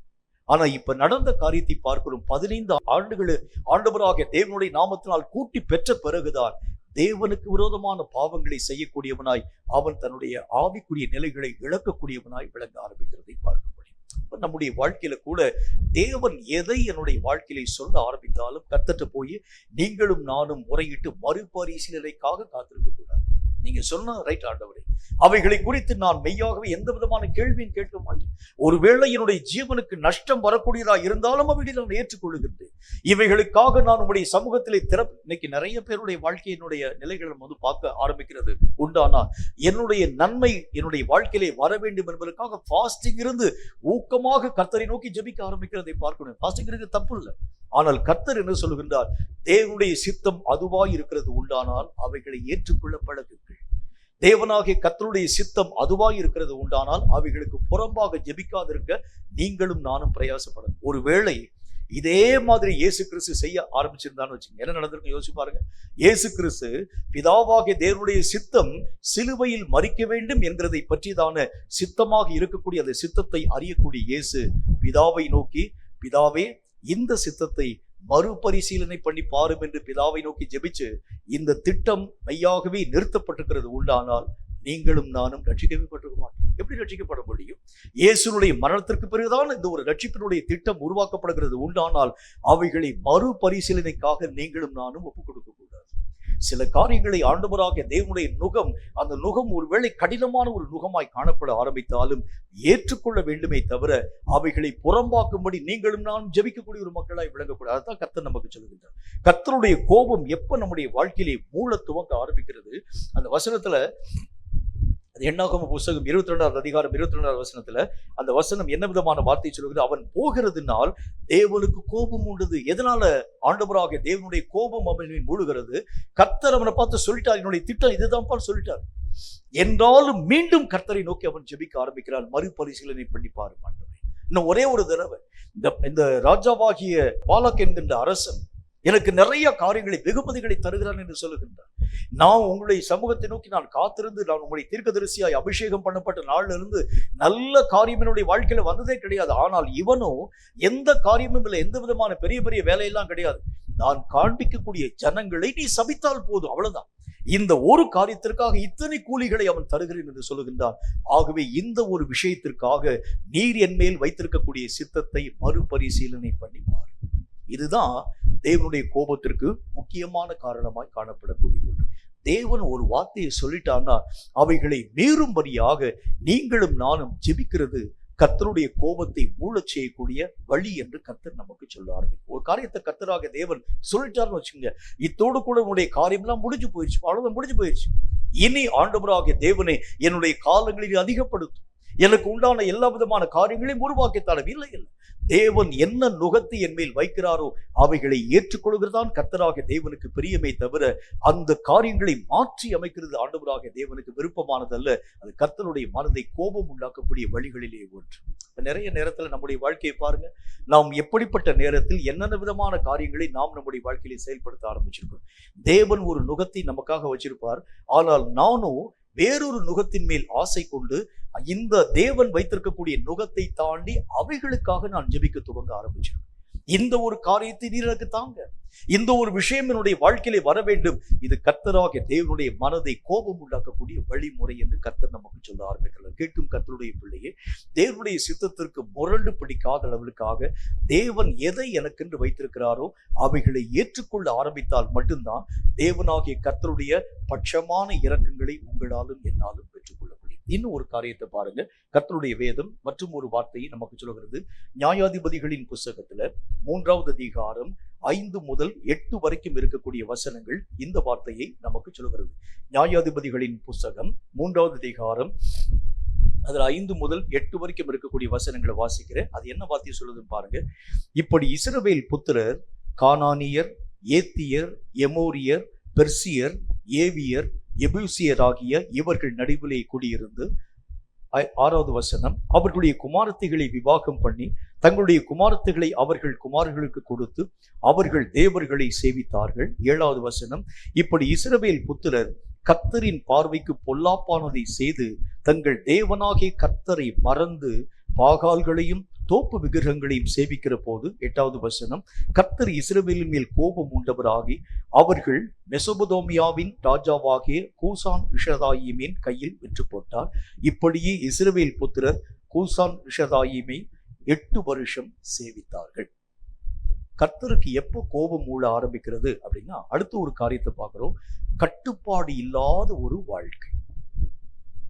நான் ஏற்கனவே உங்களுக்கு சொன்னது மாதிரி ஒரு கர்த்தருடைய பிள்ளையினுடைய வழின்னு சொன்னா அவன் இப்படிதான் வாழ வேண்டும்.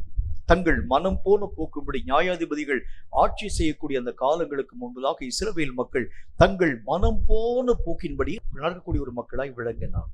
அவர்களுக்கு எந்த விதமான கட்டுப்பாடும் இல்லாத அளவிற்காக தங்கள் இஷ்டத்தின்படியே ஏதாகிலும் காரியங்களை செய்ய வேண்டும் என்று சொல்லி விருப்பப்பட ஆரம்பிச்சார். அந்த வசனத்துல ஆண்டவருடைய வேதம் என்ன சொல்கிறது பாருங்கள். 5வது வசனத்துல, இப்படி இஸ்ரவேல் புத்திரர் கானானியர், ஏத்தியர், எமோரியர், பெர்சியர், ஏவியர், எபூசியர் ஆகிய இவர்கள் நடுவிலே குடியிருந்து அவர்களோடு கூட இவர்கள் சம்பந்தம் கலந்து என்ன காரியத்தை செய்யறாங்க பாருங்க. அவர்கள் தேவர்களை சேவித்து தேவனாகிய கர்த்தரை அவர்கள் மறந்துட்டார். அப்படின்னா என்ன அர்த்தம்? பலவிதமான காரியங்களின் மூலம் கர்த்தராகிய தேவனை மறக்க பண்ணக்கூடிய கட்டுப்பாடு இல்லாத ஒரு வாழ்க்கை. ஆண்டவராகிய தேவனுடைய வழின்னு சொன்னா இப்படித்தான் ஒரு வாழ்க்கை வாழ வேண்டும் என்பது கர்த்தராகிய தேவனுடைய வழிமுறை. உங்களுக்கு தெரியும், ஒரு கர்த்தருடைய ஆலயத்துக்கு போகணும்னா சகோதரர்கள் எப்படி இருக்கணும், சகோதரிகள் எப்படி இருக்கணும், அது கர்த்தராகிய தேவனுடைய அந்த வார்த்தைகள் சொல்லக்கூடிய வார்த்தையின் அடிப்படையில், அந்த காரியத்தின் அடிப்படையில் சகோதரர்கள் எல்லாரும் பரிசுத்தம் உள்ளவர்களாக வசனத்தில் போடுக்கு தங்கள் பரிசுத்தம் உள்ள கரங்களை உயர்த்தி கர்த்தருடைய நாமத்தை எல்லா இடங்களிலும் மகிமைப்படுத்தக்கூடிய ஒரு மக்களாய் சகோதரர்கள் விளங்க வேண்டியது அவசியம். சகோதரிகள் தேவதூதர்கள் நம்மள நடுவிலே உலாவிக் கொண்டு வருகிறார்கள் என்பதற்காக எல்லா ஜனங்களும் முக்காடிட்டுக் கொள்ள வேண்டியது அவசியம். வசனம் அப்படிதான் போட்டிருக்கு. இந்த சபையில் இருக்கக்கூடிய ஜனங்களுடைய நிலைகள் என்ன? இவதான் திருத்துறீங்கல்ல, எல்லா ஜனங்களுக்கும் ஆண்டவராகிய தேவன் சொல்லக்கூடிய வார்த்தையினுடைய அடிப்படையில் கர்த்தர் என்ன வார்த்தையை சொல்றாரு?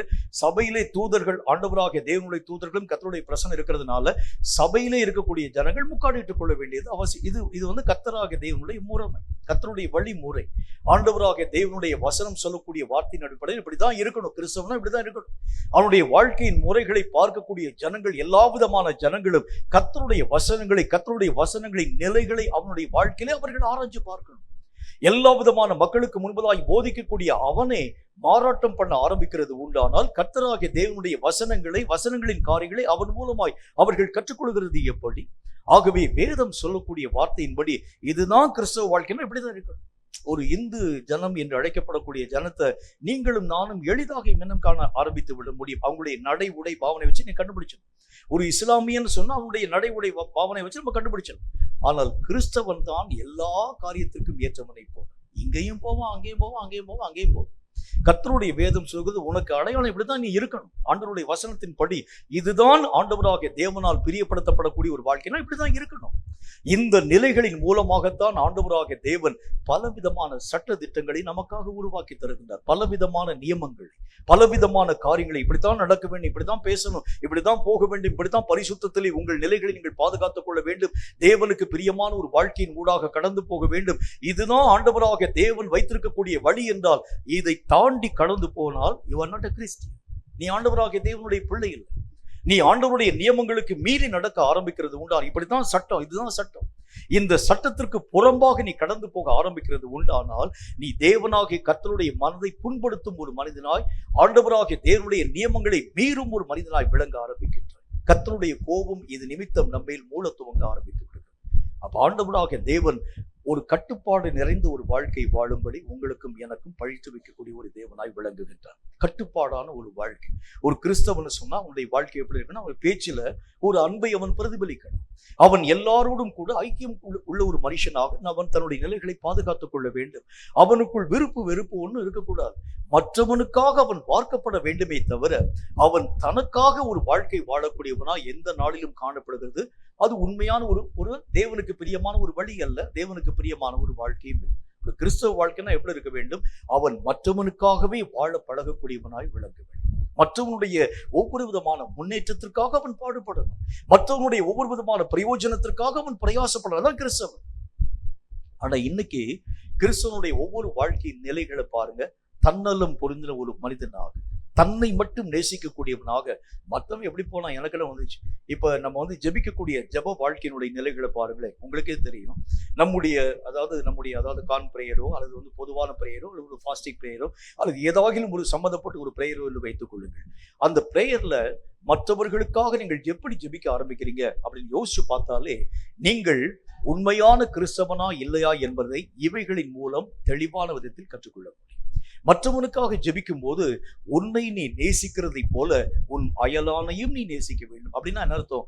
எனக்கு ஒரு வியாதி வந்துருச்சுன்னா என்னுடைய வியாதிக்காக நான் இவ்வளவு தூரம் முயற்சி பண்ணுவேன். ஒன்று, அந்த வியாதி நீக்கப்படும்படிக்காக நான் கர்த்தரை நோக்கி எப்படி நான் ஜெபிக்க ஆரம்பிப்பேன்? எசேக்கியா ராஜா எப்படி ஜெபிக்க ஆரம்பிச்சார் பாருங்க. தன்னுடைய வியாதிக்காக சுவர்புறமாய் முகத்தை திருப்பிக் கொண்டு கர்த்தருடைய சமூகத்தை நோக்கி இரக்கத்திற்காக ஓயாமல் கெஞ்சக்கூடிய ஒரு மனிதனாய் விளங்கார். ஆனா இன்னைக்கு நம்ம ஜெப குறிப்பு கொடுக்கக்கூடிய நேரத்துல சகோதரன் நமக்கு முன்பதாக ஜெப குறிப்பு கொடுத்தாரு.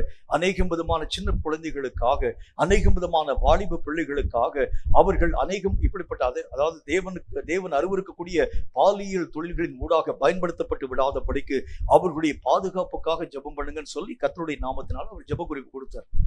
இப்ப நான் உங்களை பார்த்து ஒரு கேள்வி கேட்கிறேன்.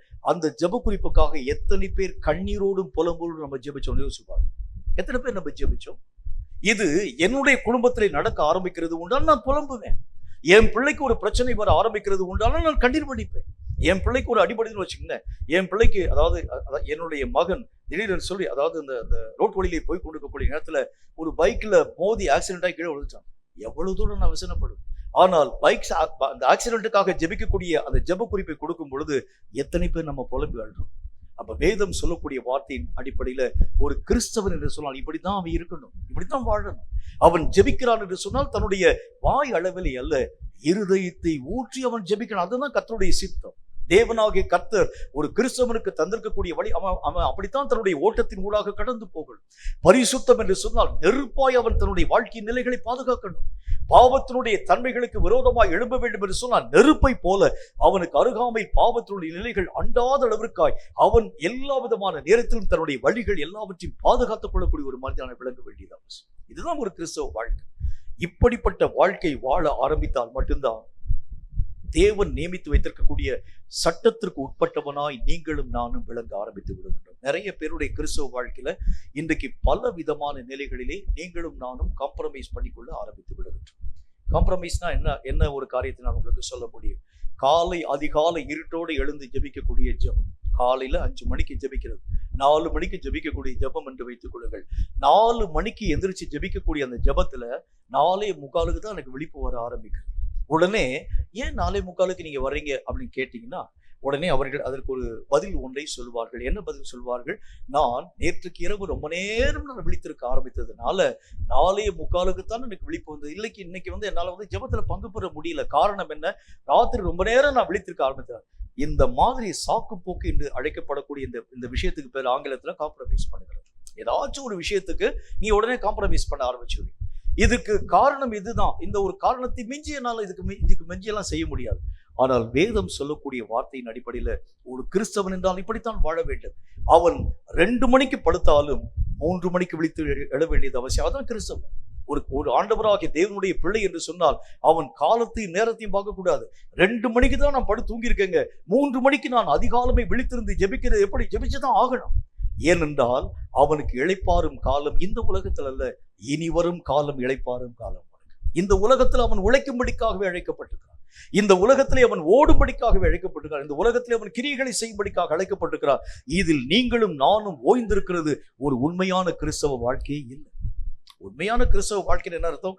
ஒரு நாளை கூட, ஒரு நாளிகை கூட அவன் தன்னுடைய வாழ்க்கையில வீணடிக்க மாட்டான். எல்லா நேரத்தையும் காலங்களையும் கர்த்தராகிய தேவனுடைய வருகைக்கு முன்பதாக நான் ஆயத்தப்பட வேண்டும். பரபரன்னு அங்கே ஓடி இந்த காரியத்தை செய்யணும், அந்த காரியத்தை செய்யணும். ஆனா நீங்க யோசிச்சு பாருங்க, கர்த்தராகிய தேவனுக்குன்னு நீங்கள் ஓடக்கூடிய ஓட்டை எவ்வளவு நேரத்தை நீங்க ஆண்டவருக்கு நீங்க உங்களுடைய வாழ்க்கையை பயன்படுத்தி ஆராய்ந்து பாருங்க. எவ்வளவு நேரத்தை நாம் கர்த்தராகிய தேவனுக்குன்னு செலவு பண்ணுகின்றோம். காலம் குறுகின காலமா இருக்கக்கூடிய ஒவ்வொரு நேரத்திலும் ஒரு கிறிஸ்தவன் என்ன காரியத்தை செயல்படுத்த ஆரம்பிப்பார்? தனக்கு உண்டான எல்லா விதமான நிலைகளையும் ஆயத்தப்படுத்தக்கூடிய விஷயத்திலே அவன் பரபரப்பாய் இயங்கக்கூடிய ஒரு மனிதனாய் தன்னுடைய நிலைகளை பாதுகாத்துக் கொள்ள ஆரம்பிப்பார். ஆனா இன்னைக்கு நமக்கு எவ்வளோ நேரத்தை நம்ம சும்மா உட்கார்ந்து வீணடிக்கக்கூடிய ஒரு மக்களாய் விளங்குகிறோம் என்று பாருங்க. எவ்வளவு நேரத்தை வேஸ்ட் பண்ண ஆரம்பிக்கிறோம், எவ்வளவு நேரத்தை மற்றவர்களோடு கூட செலவழிக்கக்கூடிய காலங்கள் ஆக தேவையில்லாத அநேக விதமான வார்த்தைகளுக்காக நம்முடைய காலங்களை பயன்படுத்தக்கூடிய ஒரு மக்களாக. அப்படின்னா என்ன அர்த்தம்? இப்ப ஆண்டவராகிய தேவன், ஒரே ஒரு விஷயத்தை உங்களுக்கு சொல்லணும். ஆண்டவராகிய தேவன் ஏன் நீங்க சினிமா பார்க்கக்கூடாது, டிராமா பார்க்கக்கூடாது, தேவையற்ற அநேக விதமான காரியத்தின் ஊடாக கடந்து போகக்கூடாதுன்னு சொல்றாருன்னு சொன்னா அதுக்கு ஒரே ஒரு விஷயம்தான். சினிமா பார்க்கறதுனால கெட்டு போகிறது ஒரு பக்கம் இருந்தாலும் சினிமா பார்க்கக்கூடிய அளவுக்கு ஒரு கிறிஸ்தவனுக்கு நேரம் இருக்கக்கூடாது. அதுதான் கர்த்தர் சொல்றார். அவன் ஒவ்வொரு நேரத்தையும் ஆண்டவராகிய தேவனுக்கென்று முழுவதுமாக செலவழிக்கணும். அவனுக்கு நேரமே இல்லை. அந்த நேரத்தை அவன் ஆசரிக்காம விட்டுட்டா இனி ஒரு காலத்தை அதற்காக அவன் எடுத்து பயன்படுத்த முடியாது. அதனால வீண் விரயமாக தேவையற்ற களியாட்டுகளின் ஊடாக நீ கடந்து போகாத. ஏன் அப்படின்னா இது உன்னுடைய நேரத்தை மெய்யாகவே பறிக்கக்கூடியதாக விளங்க ஆரம்பிக்கிறது. ஏன் மொபைல்ல அதிக மணி நேரம் உட்காரக்கூடாதுன்னு கர்த்தரையே சொல்ல, அதுல என்ன தப்பு இருக்கிறது, என்ன பாவம் இருக்கிறது? ஆண்டவராகிய தேவனுடைய நாமத்தினால கர்த்தருடைய வார்த்தையைத்தான், செய்தியைத்தான் நான் கேட்கிறேன். இல்லை, அது உன்னுடைய நேரத்தை விரயமாக்கக்கூடிய ஒன்று. நீ தேவனோடு கூட சஞ்சரிக்கக்கூடிய நேரத்தை அது தடுக்க ஆரம்பிக்குது. அதைத்தான் கர்த்தருடைய வேதம் நமக்கு சொல்ல ஆரம்பிக்கும். அப்படின்னா நேரத்தும் ஒரு கிறிஸ்தவ வாழ்க்கைன்னு சொன்னா இப்படிதான் இருக்கணும், இப்படிதான் வாழணும். ஒவ்வொரு காரியத்திற்கும் ஒரு கட்டுப்பாடு, இதுக்கு ஒரு லிமிடேஷன். இந்த லிமிட்டுக்கு தாண்டி நான் போகக்கூடாது. நான் அடிக்கடி என்னுடைய செய்தியிலே சொல்லக்கூடிய நல்ல ஒரு காரியம், மறைந்த அருமையான தேவனுடைய மனிதர் சகோதரர் ஜான் ரபீந்திரநாத் அவர்கள். அவங்க அந்த நாட்கள்ல அவங்க என்ன செய்வாங்க அப்படின்னா அதாவது வேதாகம கல்லூரி நடத்துவாங்க. வேதாகம கல்லூரியில் பயிரக்கூடிய அநேக விதமான மாணவர்களுக்கெல்லாம் தங்குகிறதுக்கு அங்கேயே இட வசதி வச்சிருப்பாங்க. அந்த மாணவர்களுக்கு அதாவது காலையில எல்லாம் கிளாஸ் இருக்கும், மத்தியானம் கிளாஸ் இருக்கும், சாயங்காலம் கிளாஸ் இருக்கும்.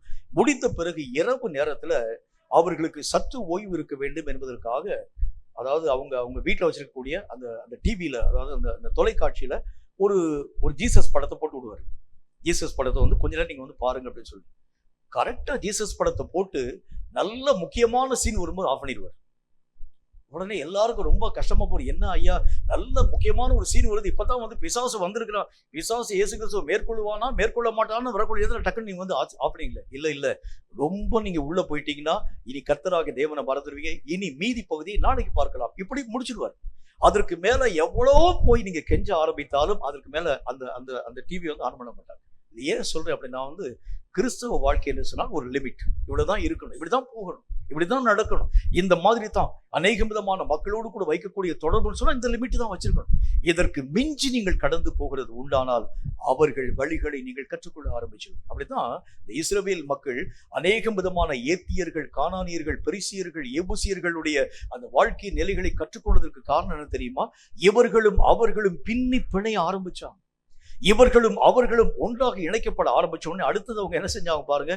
ஏன் என்னுடைய மகளை உன்னுடைய குமாரனுக்கு நான் தர்றேன், உன்னுடைய பிள்ளையை என்னுடைய மகனுக்கு நான் எடுத்துக்கொள்ள, இப்படி சம்பந்தம் கலக்கக்கூடிய அளவிற்கான காரியங்கள் வந்ததற்கு காரணம் என்ன என்று சொன்னால், வேதம் சொல்லுகிறதை போல சிறிது அளவுக்கு நம்ம இடம் கொடுக்க வேண்டும் என அந்த அளவுக்கு தான் இடம் கொடுக்கணும்.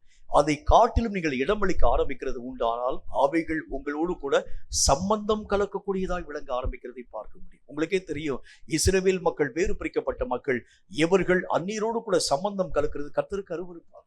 இந்த அருவருப்பு வந்ததற்கு காரணம் என்ன தெரியுமா?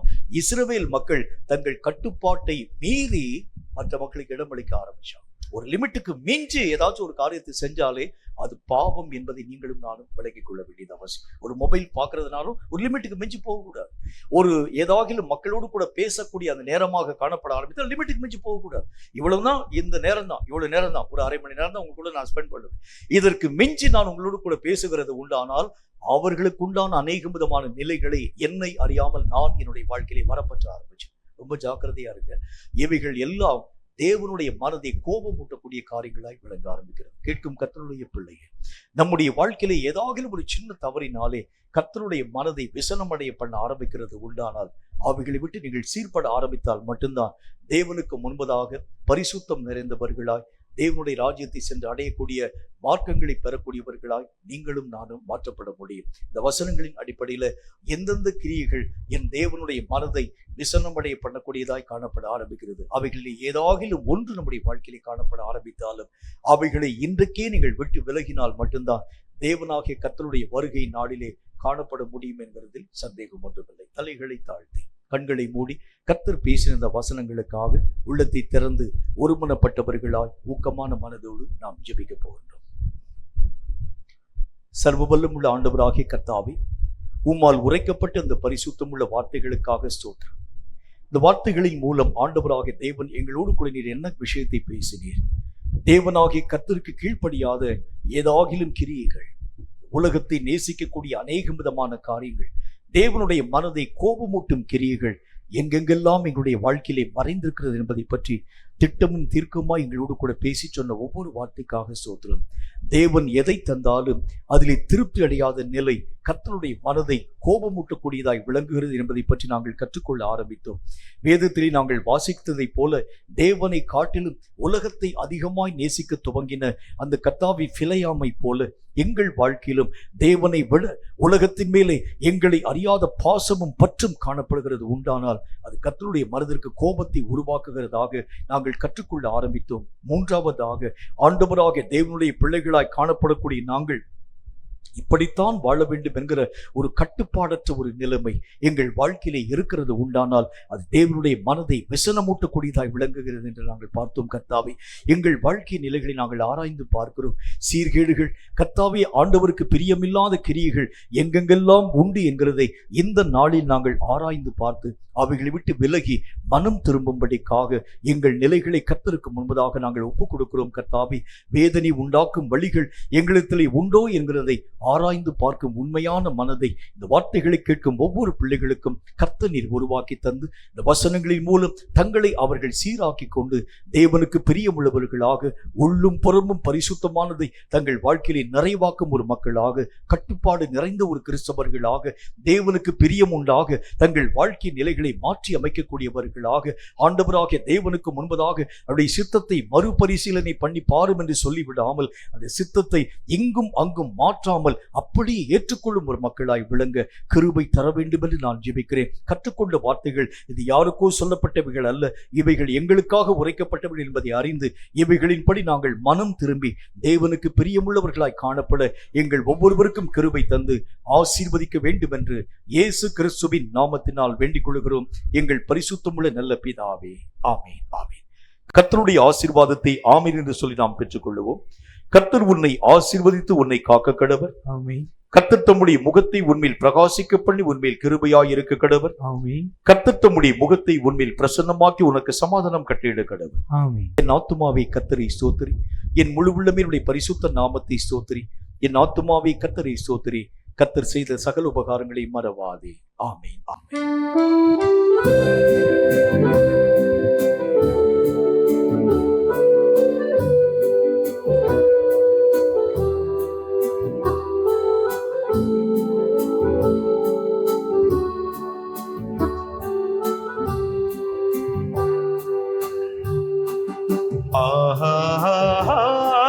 அல்லேலூயா, அல்லேலூயா, அல்லேலூயா, அல்லேலூயா, அல்லேலூயா, அல்லேலூயா, அல்லேலூயா,